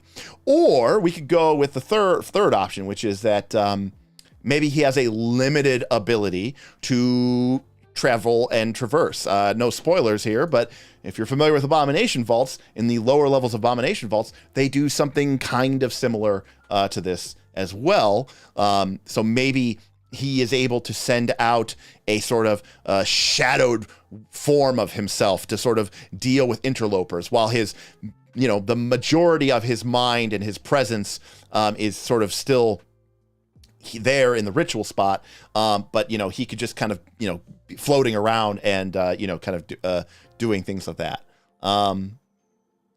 I do agree with what Ray Sean here. Each sub dungeon could focus more on one of the themes. Exactly. That's a really good idea, Ray Sean. I really like that idea, because then you're overall we tie the dungeon together with these themes, but then each one can kind of have a specific element that really highlights that one particular theme, which I do kind of like. Okay, like central hubs. I love having that. I did that in my Draco Demon Caves in my home game, where there's a straight shot to the boss right away if you want, but you can explore plus weaken the boss. Yep, very cool. I really like the structure of Zelda Breath of the Wild. You could technically head straight to Ganon from the start. He's right there on the map, but it's a very bad idea. Each dungeon done makes it easier. Okay. William says he actually shows up at random encounter tables in the swamps of the dead, so he could just be out and about at times. Breath of the Wild is what we're going for. The copies are great ideas, because you could learn his weaknesses before fighting them. I kind of like that idea too. Now this is becoming very Zelda. Is that a bad thing? Okay, number one, I haven't played a Legend of Zelda game since what's the one where you're like cell animated and you're like on a boat, and it's like really, really cartoony. That's the last Legend of Zelda I played. I bought Twilight Princess, but I never. I bought it for my Wii, and I never really played it. All right, wow, we got a million things. Here, this is such a Smith thing. Everybody says Wind Waker, Wind Waker, Wind Waker, Wind Waker, Wind Waker. Smith says Wind Wanker. Of course he does. I mean, I love Legend of Zelda games historically. I'm not saying I wouldn't like Breath of the Wild. In fact, we own a Switch. I just don't own Breath of the Wild. But maybe the boss of each of the sub-dungeons is a shadow version of him, a la Breath of the Wild. So, I mean, it's not the worst idea, right, that we could have. I mean, is it a little cliche? Sure. Is it a little trite? Sure. But that's okay. Sometimes using tropes and using stereotypes isn't a bad thing, right? Because, it's not always the worst thing. Tropes, yeah, Bob, exactly. Tropes are good for a reason. Because remember, one of the things I always talk about, and I don't mean this in the Pathfinder sense, is, Magic the Gathering always talks about resonance. Okay? When they're designing game mechanics, they talk about resonance is this game mechanic, will people understand how it works because they've seen it in their real life? When, they may not know exactly how trample works in Magic the Gathering, but you understand the idea of trample. And if I gave you three examples of a creature, and I said, okay, here's a rat, here's an elephant, and here is a snake. Which of these three creatures probably has trample? And people go, well, the elephant, because they go, oh yeah, because it's an elephant and it tramples. You already get an idea. It's like, oh, it's just stomping over you and keeps going. Like, these game mechanics have resonance to things that we already know from our real life. And so it's really cool when people kind of go, like, there's a very fun moment in games when you go, I bet I know how this works. And then it works that way. And you're like, oh man, this game is great. I'm great. I feel so rewarded. This is fantastic. Okay. So our poll has been up. We have 20 votes. While it was a tie between mobility and nightmares and psychic, the heal harm, positive, negative energy won out overwhelmingly with 65% of the vote. So it sounds like our third theme is going to be this idea of positive, negative energy. Now, what exactly does that mean? Anthony says, oh, here's an idea. Throw an imprisoned and chained up angel in the dungeon. The angel can help the party if they save it. Have him be the one guarding the soul on each level. Oh, you're talking about the version. His version on each level is tied more to the theme than each other copy, and then combine them all in total for the final encounter. I think that's pretty cool. 4E, everyone knows that encounter power feel. Oh, you're trolling me. Ray Sean says, do you think breaking into 2/3 of the soul vaults would alert the BBEG to the PC's presence and disrupt the ritual? Well, that's a great question. Again, I don't want to punish the PCs for doing this. I mean, in my mind,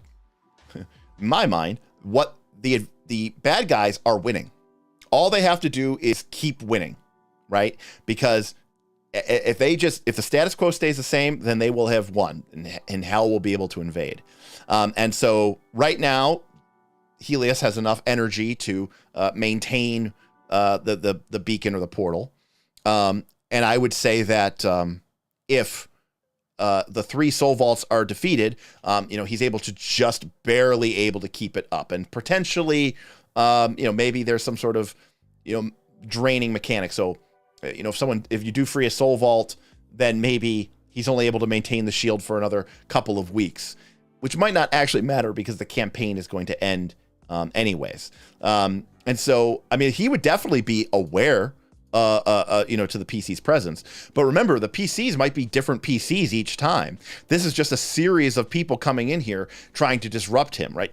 He's busy. He's doing his ritual. He's maybe not even phased in with the plane, or at least the majority of his mind is off working elsewhere. But, you know, it's possible that, like we said before, maybe, you know, as the soul vaults are being broken into, he changes his tactics. Right. He has a whole, in fact, it's not even meant to stop the PCs, really, Boothby. It's meant to delay them. It's meant to waste their time, right? Because all he needs is time. And if he can get the time, if let's say if a group of PCs came in here and they didn't get the achievement that they needed, they got taken out, they're on a 4 or 5 day lockout. By the time they get back there, maybe they defeat one soul vault and now they're on a lockout again. And then suddenly you're like, oh man, there's only a couple weeks left in the whole campaign and we still have to go to the maw. Like, people start to get nervous. You're like, we just don't have the time. So there's literally the tension of hell invading. And I think that's pretty powerful stuff. So, I mean, I think that's pretty interesting. So, let's talk about these themes that we picked. So, and if he has any lieutenants in the final fight, the more soul vaults broken, the more they have to be devoted to the shield rather than the fight. Well, I mean, yeah, the idea, I think, is that in some way, shape, or form, as the soul vaults are consumed, then he becomes, he is not as strong. He is not as weak. But that being said, like I said, you like that much more than level 15 to 12. Well, I like that a lot more because I don't want to have to create 3 different versions of this, of this creature, which is also, a pain in the ass as well. But it's self-confessed cynic. I think there is something about Pathfinder 2 that, big numbers go burr, lower numbers go burr. I think people enjoy putting clumsy 3 on an enemy. Like, I think people enjoy knowing that the monster, which needed a 15 to hit and passed their saves on a 5, is now only passing their saves on an 8 or a 9 or a 10. I think people enjoy mechanically affecting these creatures.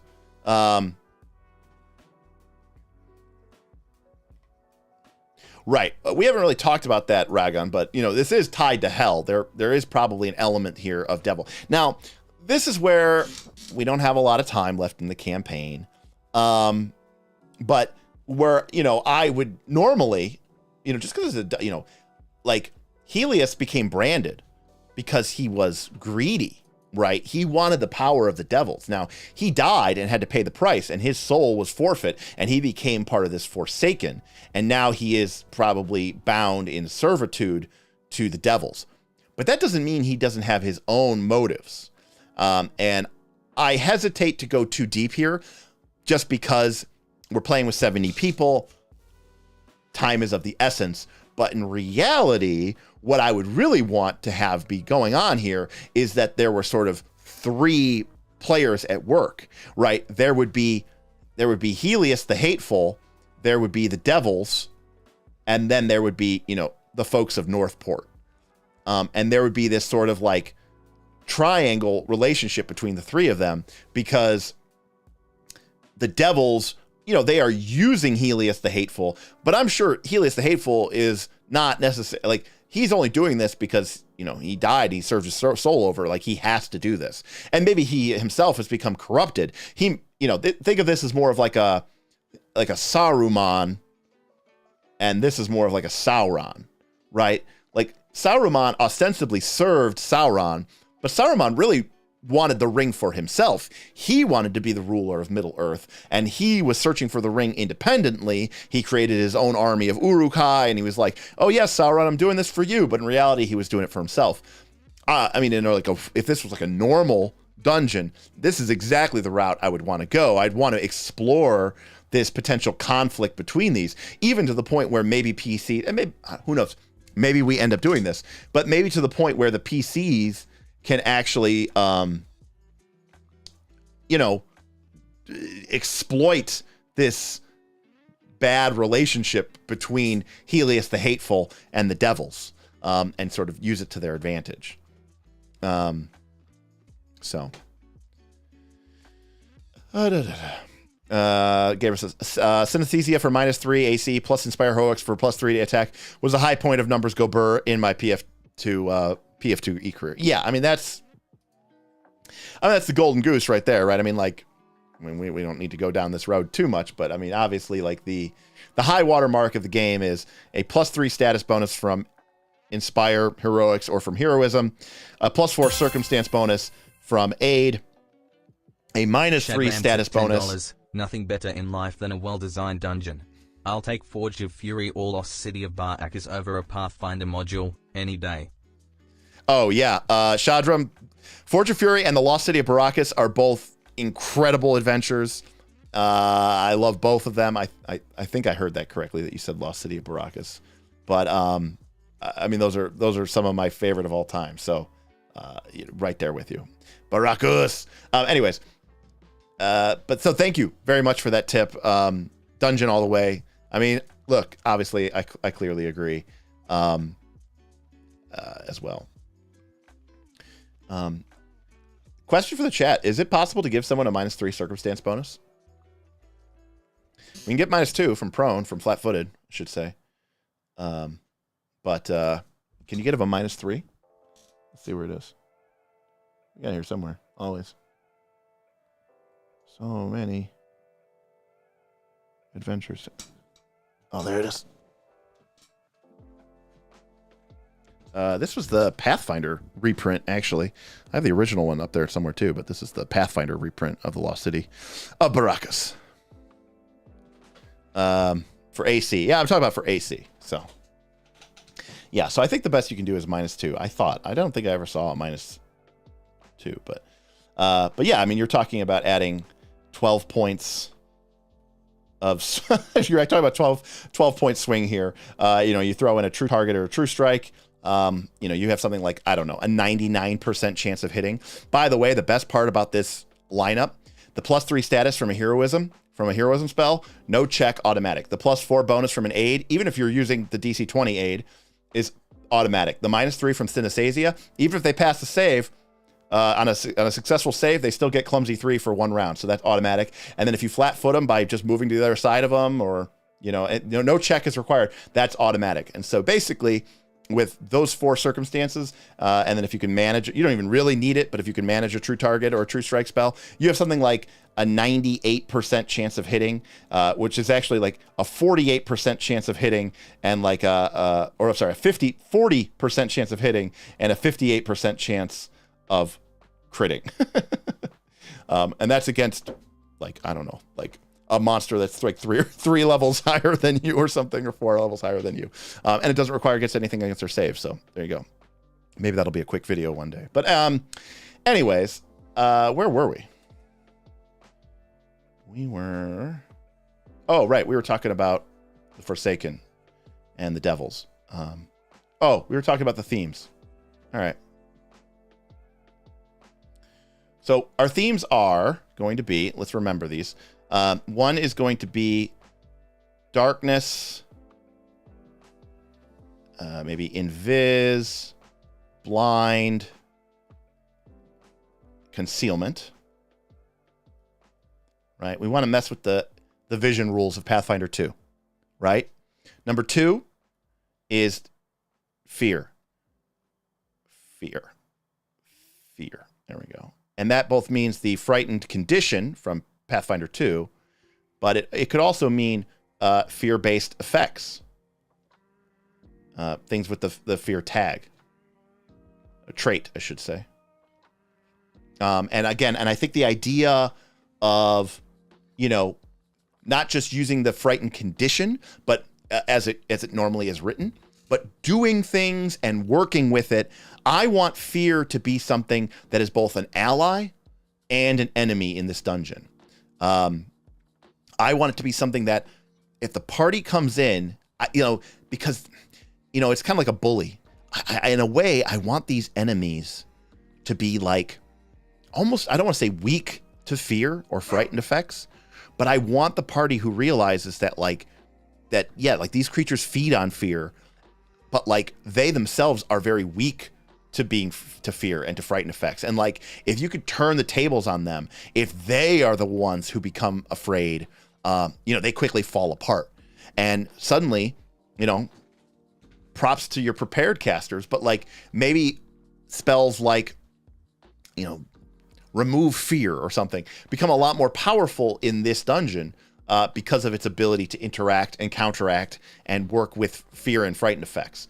And then the third thing is going to be this idea of positive, negative energy, aka harm and heal.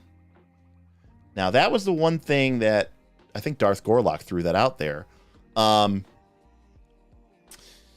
While I like the idea of that condition, Brutus, that's interesting. You can see through the darkness when feared or something, making you want to take that condition. I struggle with that a little bit because, I don't really know why you would be able to see through the darkness when you're feared. I mean, it's an interesting choice. I mean, right, a lot of this is for me to sort of create and motivate people to make interesting choices. And so I do think that is an interesting choice.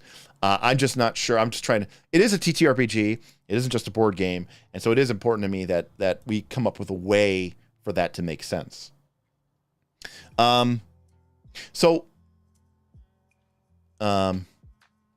Fear can heighten your senses, making you more alert and giving a bonus to perception, maybe. Possibly, but I think part of what I want to really factor in here on is actually, I do want fear to be, when I say it's an ally, I mean the party that is able to inflict frightened conditions on the enemy is going to be very, very advantaged, even more so than they would ordinarily be. I want this to be about people mastering their fear, and overcoming that. Self-confessed cynic says, concealment checks slow down the game and make me want to vomit.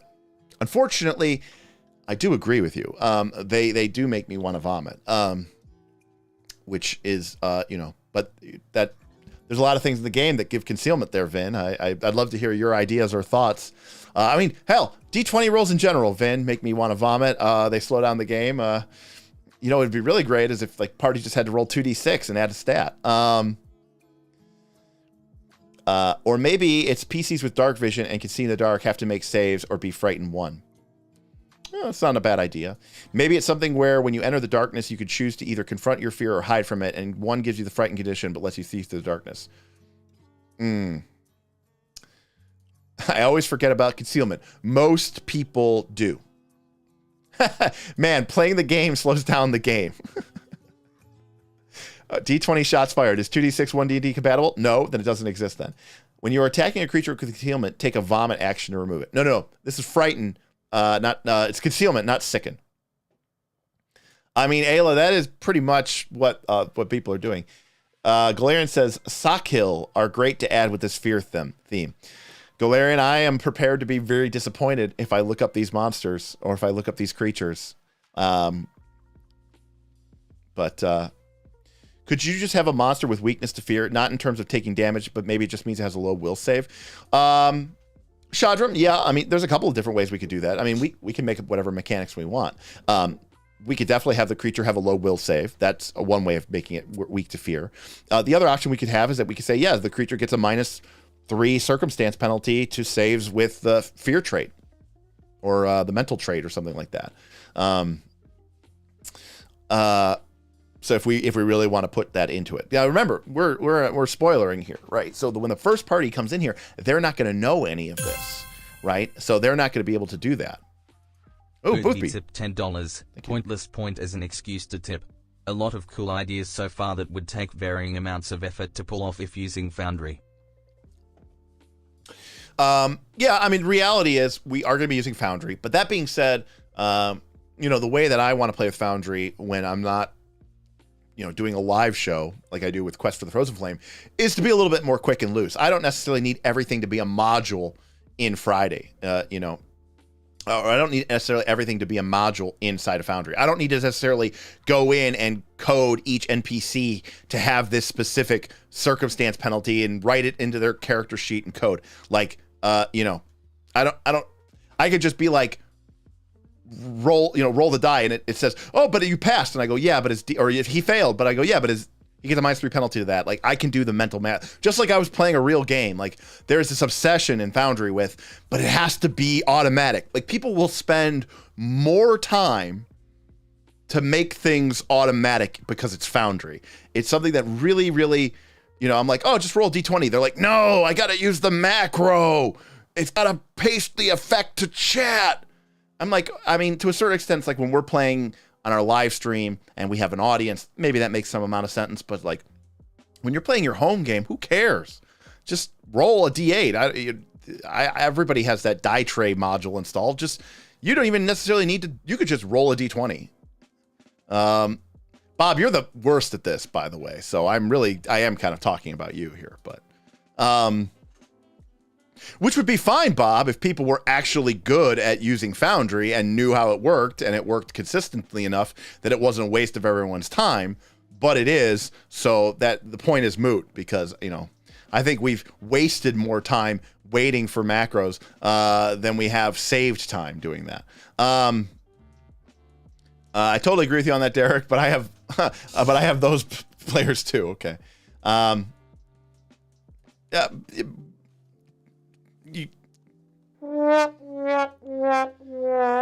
Well said. I concede the point there.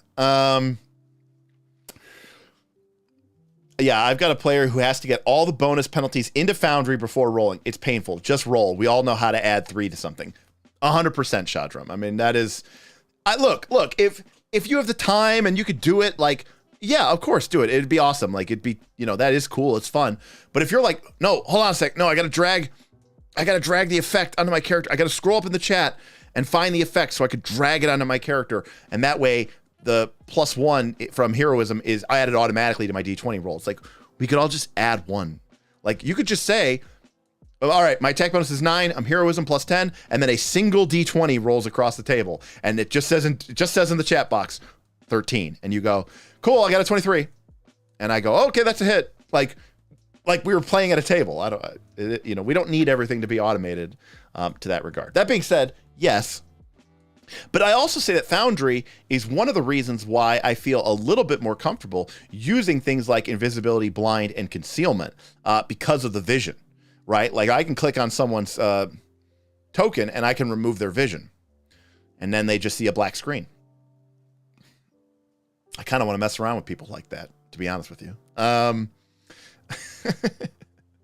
If someone makes a seek check or something, I'll ping a square, and when I say make an attack, they'll ping a square, and then I'll say, all right, that's where you're attacking. All right, good luck. I think that's kind of cool. I think that's kind of fun.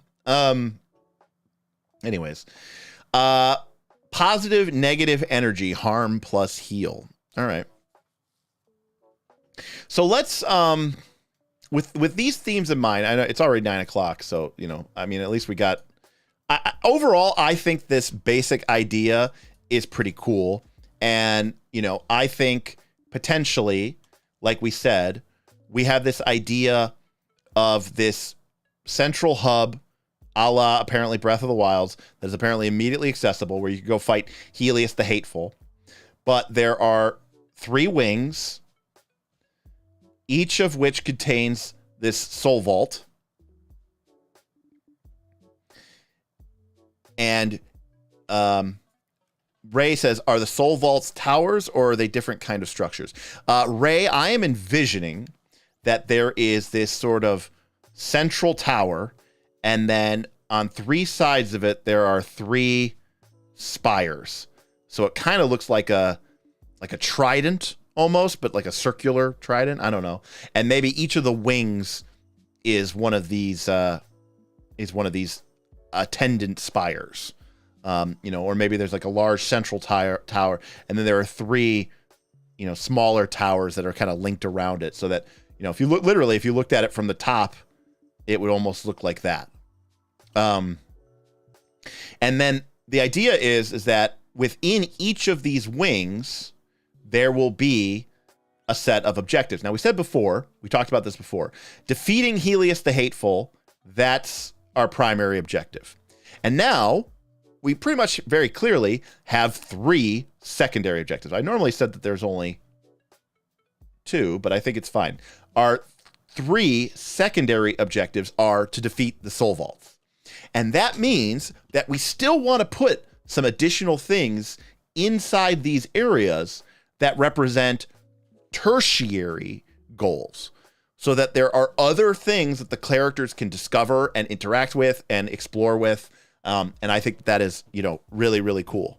But overall, I think this setup of the 3 wings, and then I think this idea, which is, I think it's okay. I think we have these themes across the dungeon, but I do like the idea that maybe each of the sub towers, right? Like, tower 1, right? Maybe this is the, this is the Tower of Shadows, or the Spire. The Spire of Shadows. And then this one is maybe, the Spire of something clever for fear. The Spire of...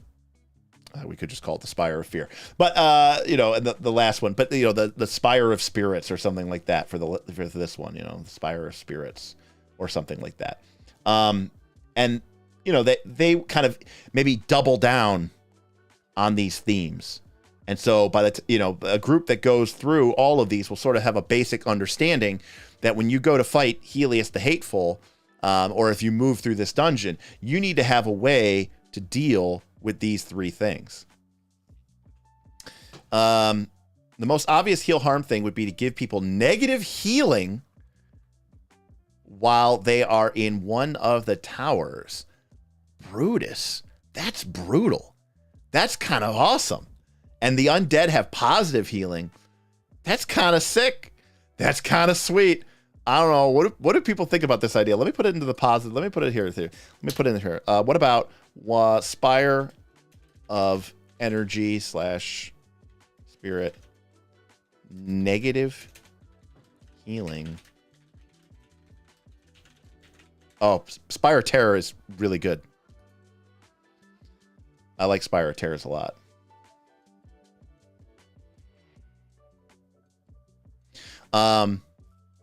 Yeah, I like it. Every cleric will become useless. Yes, they will. Well, certainly with all their heals fonts.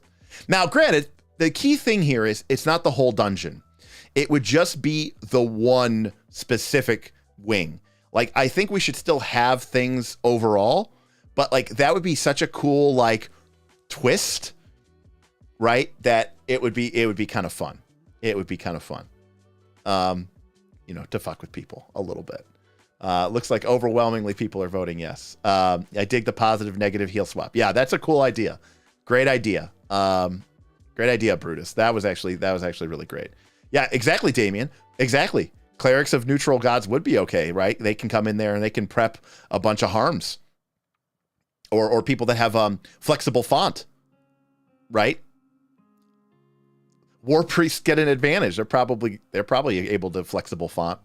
In a perfect world, the idea, I'm trying to remember, I don't know exactly how much time it takes, but in a perfect world, I love the idea of PCs who come into this dungeon, encounter it, leave, and then they come back and they say, hey, I'm going to retrain into blind fight, or I'm going to retrain into versatile font because I want to be able to deal with these threats.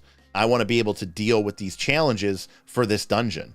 I've never heard a flexible font. I'm sorry, I think it's called versatile font. Maybe I'm saying it wrong. I'm sure people in the chat can correct me.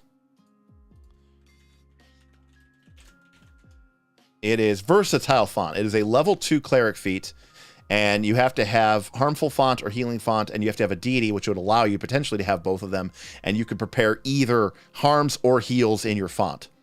So it's not just all harms, not just all heals. And so a cleric could load up with harms before they come into this part of the dungeon, and then they could swap back to heals, later on. So I don't know. I think it's a really cool idea. I think it's interesting. I think it's something to explore. I think the real big question is, as we said before, is, for these soul vaults, what is the effect? I mean, I think overall, right, there's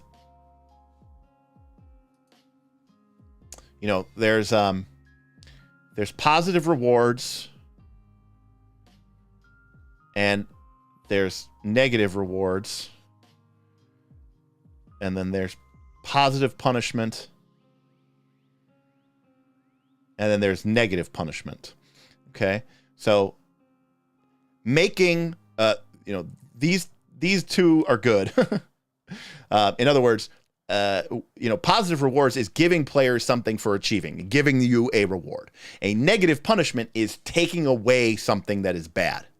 And so when it comes to part of the argument that, Vin was making earlier, self-confessed cynic, is between these two, which is more fulfilling. I was suggesting that, the final boss becomes weaker, maybe going from level 15 down to level 12 as you successfully free the soul vaults. That is a form of negative punishment. I am taking away something bad. I mean, if you want to use the World of Warcraft stylistic, I could say the boss is level 12, but for each soul vault, he gains a level. Now he's level 15. Oh, you took out 2 soul vaults? Well, he lost that bonus, and now he is only level 13. That's how you World of Warcraft-fy that and make it seem like, but it's still essentially a negative punishment. Whereas a positive reward would be like, you are gaining some sort of ability, you are gaining some sort of extra power, or you are gaining something else that will allow you to be able to take out the foe.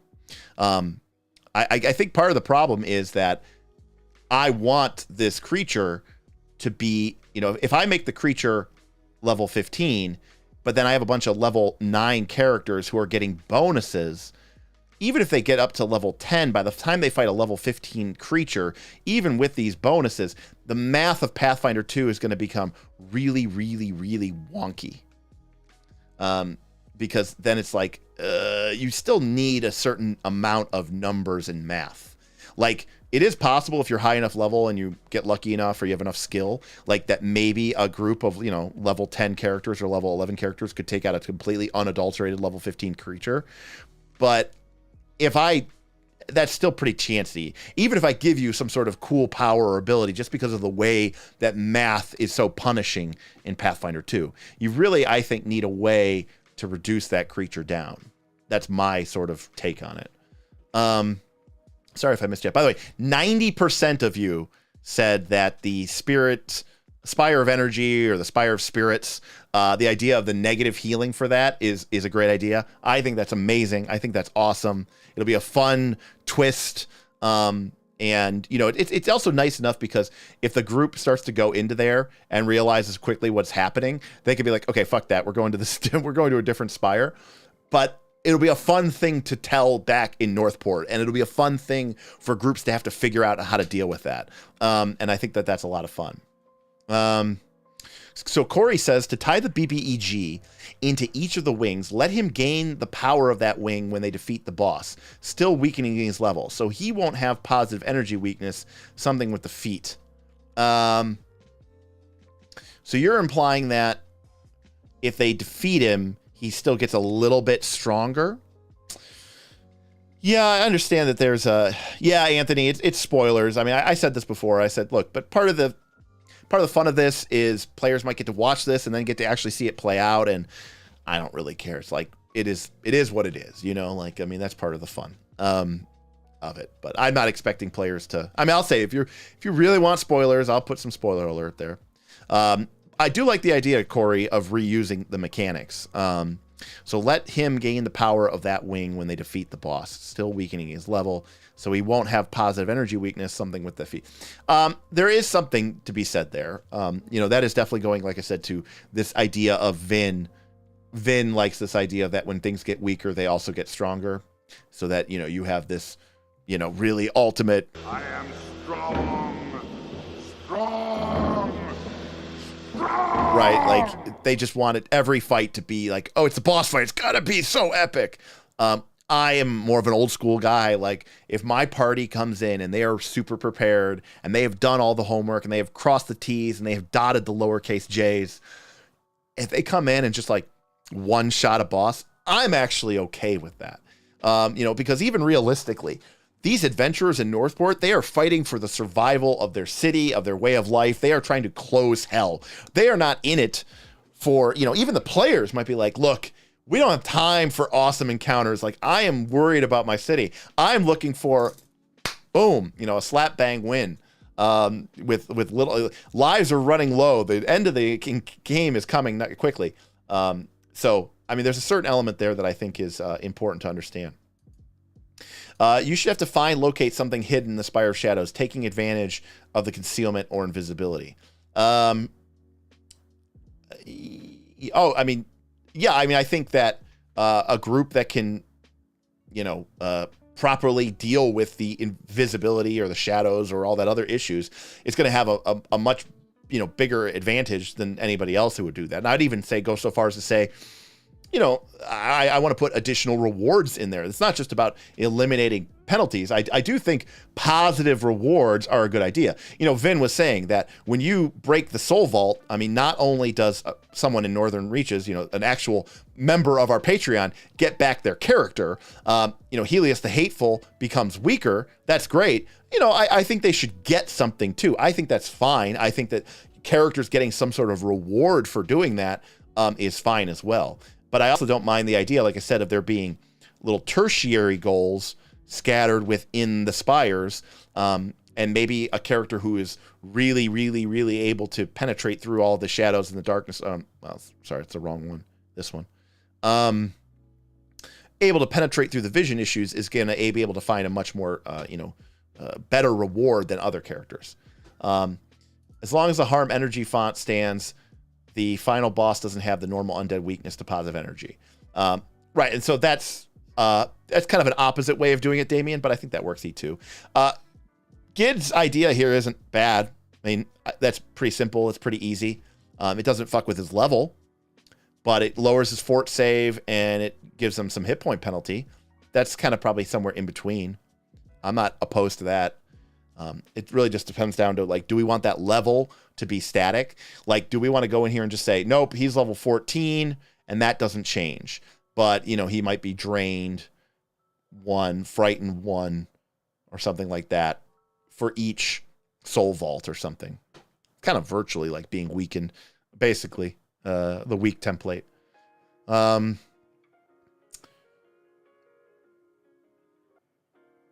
I ain't going to have to deal with this, so this is great. I'm way behind, but the idea of the boss weakening the boss is the same one I'm using in my sewer dungeons. Yeah, Pierre, I think it's a great idea. Especially because, one of the things that is important for Northern Reaches, and this is what I was saying earlier in the stream when I was talking about our design ideas, right, is this idea of, let me save this here.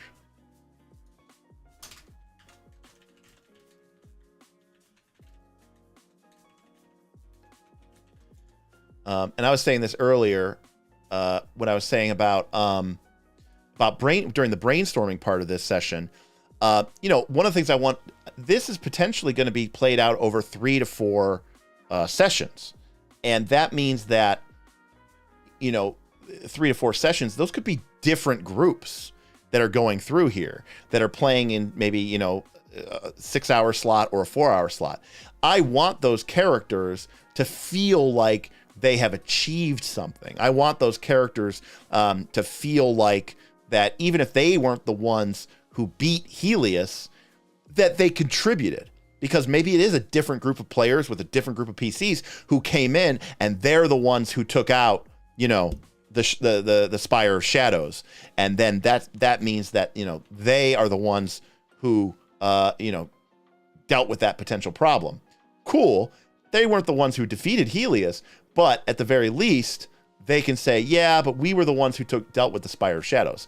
In fact, given the close time proximity that we have during the campaign, realistically, I don't think it's possible for the same group of PCs, because of lockout time, to reasonably expect that they could come here 4 times before the end of the campaign. also there's restrictions around when people are available.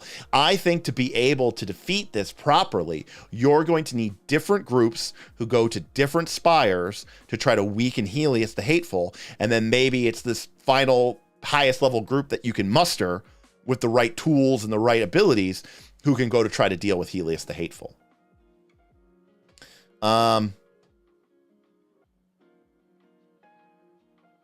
Vlax says, watching my next Deep Halls group. By the way, Vlax is the one who's been running the Deep Halls underneath Azamar, the former dwarven city where the Black Dragon lies. Watching my Deep Halls group prep for 2 weeks has been awesome to see. Take the MacGuffin from each spire, taking away the power from BBEG, and now you can use its power. Yeah, I mean, I think that is probably something that we will probably do, Gid, right? Which is, there's some sort of, it loses its power, you gain some sort of power. I mean, look, I like to do stuff like that. I'm a big fan of that. Sewer dungeon, from my perspective, I'm assuming a player's perspective, was players trying to weaken themselves by trying to get diseases in order to progress and unlock areas of the dungeon. I mean, I'm always a big fan of,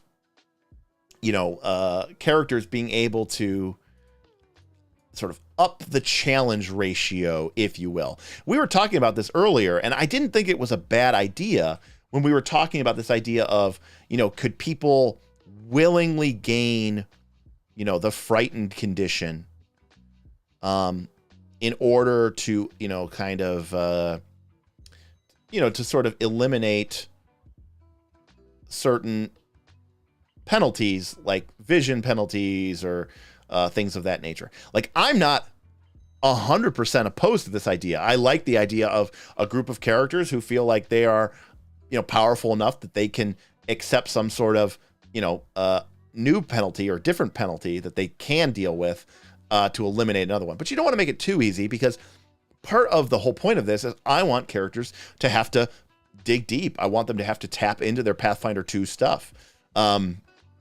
And I want them to have to do this. Okay. So I think we have a pretty good design here. Now, like I said, development, that's the tough part, because what you have to do for development is you actually have to go around and you have to design your encounters, you have to design your layout, you have to design your dungeon, and then you have to put stats and mechanics to everything.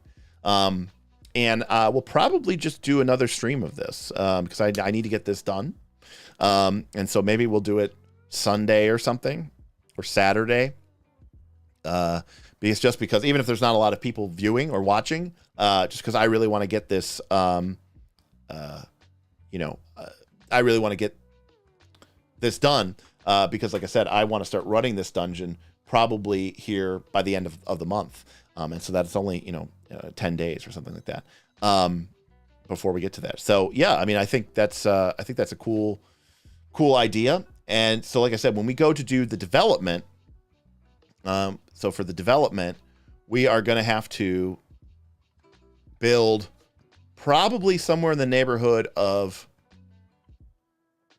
3 to 5 encounters per spire, and then maybe 1 to 2 encounters plus Helios the Hateful for the final things. So we do need to design those encounters. And then we're probably also going to need to design, I would say, probably 2 to 4 non-encounters for each spire. These are going to be things that help the party learn about the dungeon, face what's coming up ahead, build up some of the knowledge and some of the lore. These are very important when you're doing a more campaign-focused dungeon, because this is how you tell the story of what's going on with your dungeon. And in this case, this is going to be very important for us for information and knowledge. This is also where we can stick, maybe some of those bonus sections, where if the characters make it to a certain step and they're able to figure out the issues or solve certain challenges or puzzles, maybe they get an additional reward, and they can use that both for the current dungeon, but also the next dungeon as well. And then sort of tying all of this together, we need to figure out like exactly how are we going to, mechanics, specific mechanics that we want to use for our themes. So that's, again, vision, problems, fear, and positive, negative energy.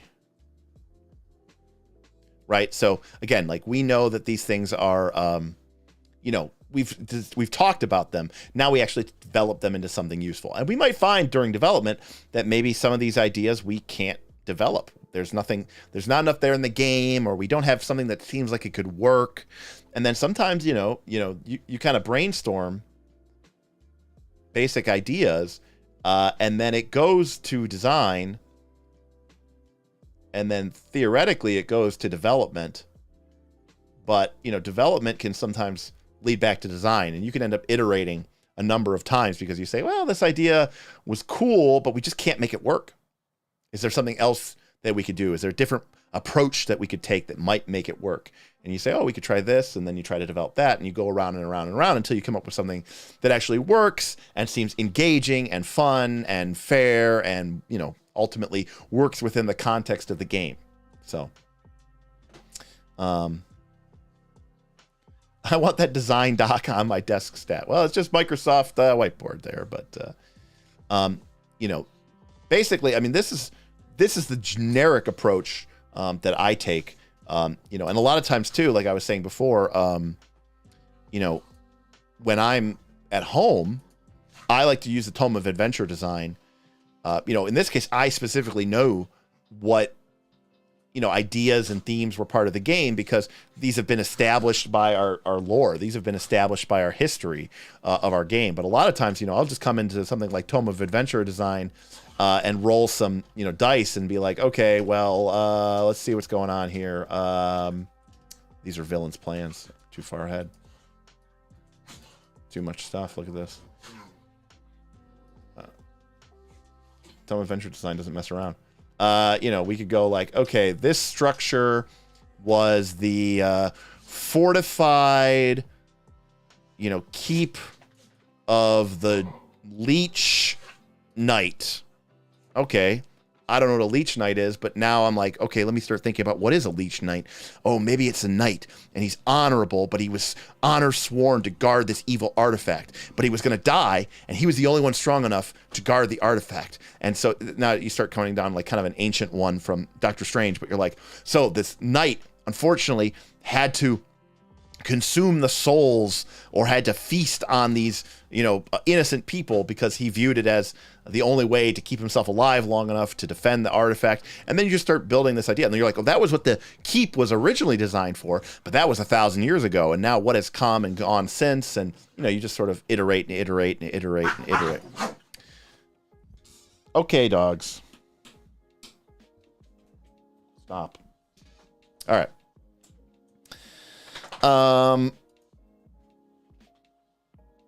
Cool. So, well, it's not past 9 o'clock. So we are probably going to wrap it up for tonight. Again, this was more of a working session. I appreciate everybody who gave me some great ideas. A lot of you, really had some really cool, interesting ideas. Even if I didn't use your ideas, I thought all the ideas were pretty interesting. And again, I think any one of those could probably be developed into something workable and interesting. But I think ultimately this is going to work. And again, I'm not trying to create the next, Rapana Thuk, or I'm not trying to create the next, award-winning adventure here. I'm just trying to create something that I think will be fun for our group in our game to play and sort of play off of. And I think that they will enjoy going through this process, and I think it'll be a fun set of challenges for them. So in our development stream, though, we got a lot of work ahead of us because we are going to have to sort of sketch out these encounters, decide what they're going to be composed of, and what hazards or monsters or other challenges that we want to throw. Remember, good encounter challenges the players and the PCs. And we need to talk about some of those thematic elements and how we want to tie those together and what are some of the rewards. It's entirely possible, and this is okay too, there's nothing wrong with this, that next time we get together, we might focus on, just one of the spires. We might say, we're going to start with the Spire of Shadows, and I'm going to develop that and build that. And if worst comes to worst, when you first come to the tower, there's, magical force fields guarding the other 2 spires, right? Because sometimes as a GM, you don't have the time to prepare an entire dungeon. You want to get it on, you're not delivering this to Kickstarter. If I could build the Spire of Shadows, and it's going to take players maybe a week to 10 days or something to go through the Spire of Shadows, then while they're going through the Spire of Shadows, I could be developing the next 2 spires. And by the time people are ready to come back and they're ready to beat it, now I could say, oh, but now the Spire of Spirit and the Spire of Terror are both open, and you can go explore either of those. There's nothing wrong with that. Like, you don't have to have everything ready all at the same time. You could even say they're open, but I haven't developed them yet, so don't go there. It'd be cool if you could, but you can't. Sorry, that's just the way things are. So really what we'll probably end up doing is picking one of these 3 and really focusing on that. And again, we'll probably do that Saturday or Sunday. We could do it afternoon. We could do it morning. Night. But we'll figure it out, and we'll go from there. So, yeah, it's an invisible video game wall. Look, the developer didn't get there. Sorry, they had a team of developer. It's just me, or it's just you. There's nothing wrong with doing that. Like, you could put in some sort of, if you play Abomination Vault, they literally do that at the end of the first adventure, because they're like, well, maybe your party got here and then you don't have the second adventure yet. It hasn't come out yet, or you didn't buy it. So there's literally kind of an invisible video game wall that prevents you from going down to deeper levels, because, the GM has to be like, well, I need time.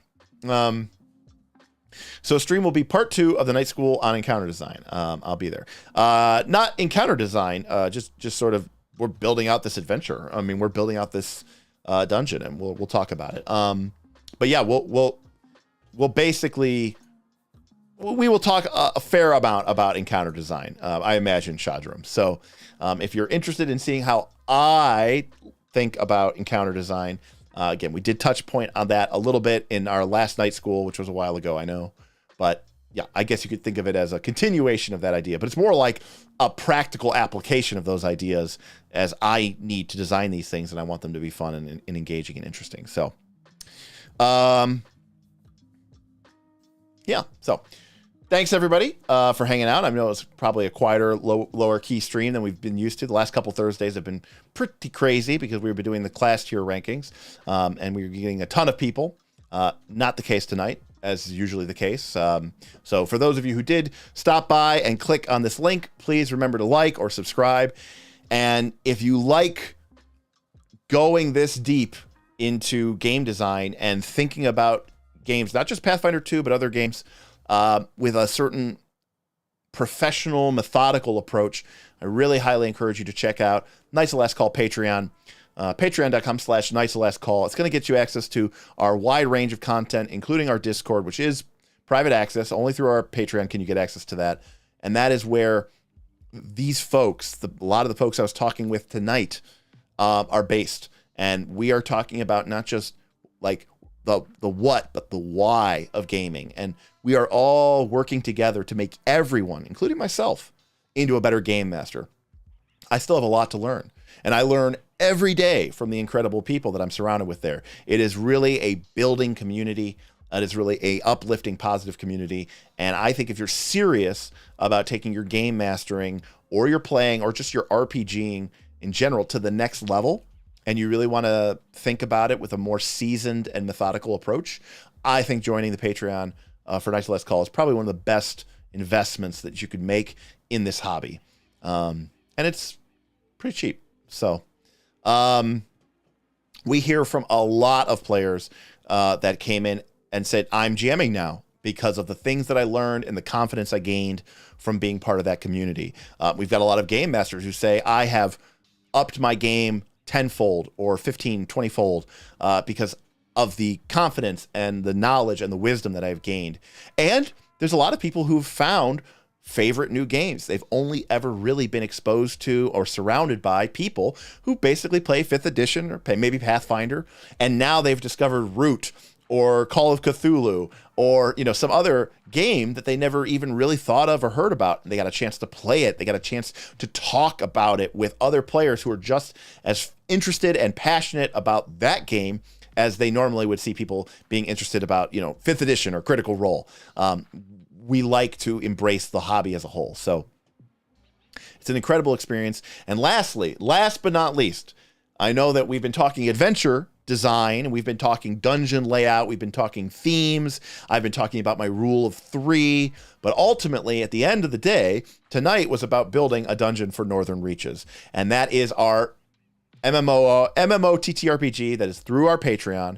You have to sign up as a $5 night tier member or a $10 champion tier member. There, at the time of this recording, Thursday, October 13th, we only have 2 more days. Sunday midnight is the cutoff. So if you join the Patreon before then, you can still get into season 1. Now, you're going to be lower level, but it's a great opportunity for you to get in and make, the last 6 weeks of the season count. And it also means that when season 2 starts up at the beginning of next year, you'll already sort of know the lay of the land. You'll have a better idea of how the whole system works. And so at the beginning of season 2, when everybody makes new characters, you'll sort of be starting on the same even foot as everybody else and already know what's going on. So it's a kind of a nice way to get your feet wet. But again, it's really cheap too. So come in, join, talk to people, see if you like it. Sign up for a month. If you don't like it, you don't have to keep your membership, but I will appreciate your contribution. If you found this video or any of the other videos we made helpful or useful, we'd love to see you and we'd love to hang out with you and talk to you. As for everybody else who is here tonight, thank you so much. Most of the people here tonight were patrons. You all are supporting this channel. You all are the reason why these videos get made. So thank you so very much. Rick says, I'm actually looking forward to seeing Encounter Design. Is that implying that you weren't looking forward to what we did tonight, Rick? Yeah, so what we're going to talk about on Saturday, Sunday, patrons, I'll let you know as soon as I know. We're gonna kind of get into the weeds about, we're going to do some role-based encounter design. We're going to be talking about how to, create different challenging aspects to encounters, how to, again, show a class their upsides and their downsides, and really attack encounter design from like a video game design perspective. Obviously I want encounters to help tie the dungeon together thematically, but at the end of the day, I view them as a gameplay element that is going to allow my characters to use the mechanics of the game to interact in a fun and challenging manner. And that is definitely going to be what we're going to be doing on the next time. So, Rick, definitely want to catch that one. All right, everybody. Thank you so much for hanging out with me tonight. This will probably be another 3-stream week as I continue to get the job done so that my patrons can have a fun, cool end to their Northern Reaches campaign. I can't stress enough that there's many other game masters who are out there doing the same thing that I'm doing. They've been doing it for months. They're doing it right now. They are running games. They are the lifeblood of this campaign, and we couldn't do it without them. So hats off to them, and a big shout out to Mr. Aaron Smith and Mr. Bob Bumgarger, who run this as our overlords, and they are the ones who keep all the wheels running on Northern Reaches. So we'll express to them our great thanks as well. All right, everybody. Thank you so much. We'll see you soon next time on Knights of Last Call.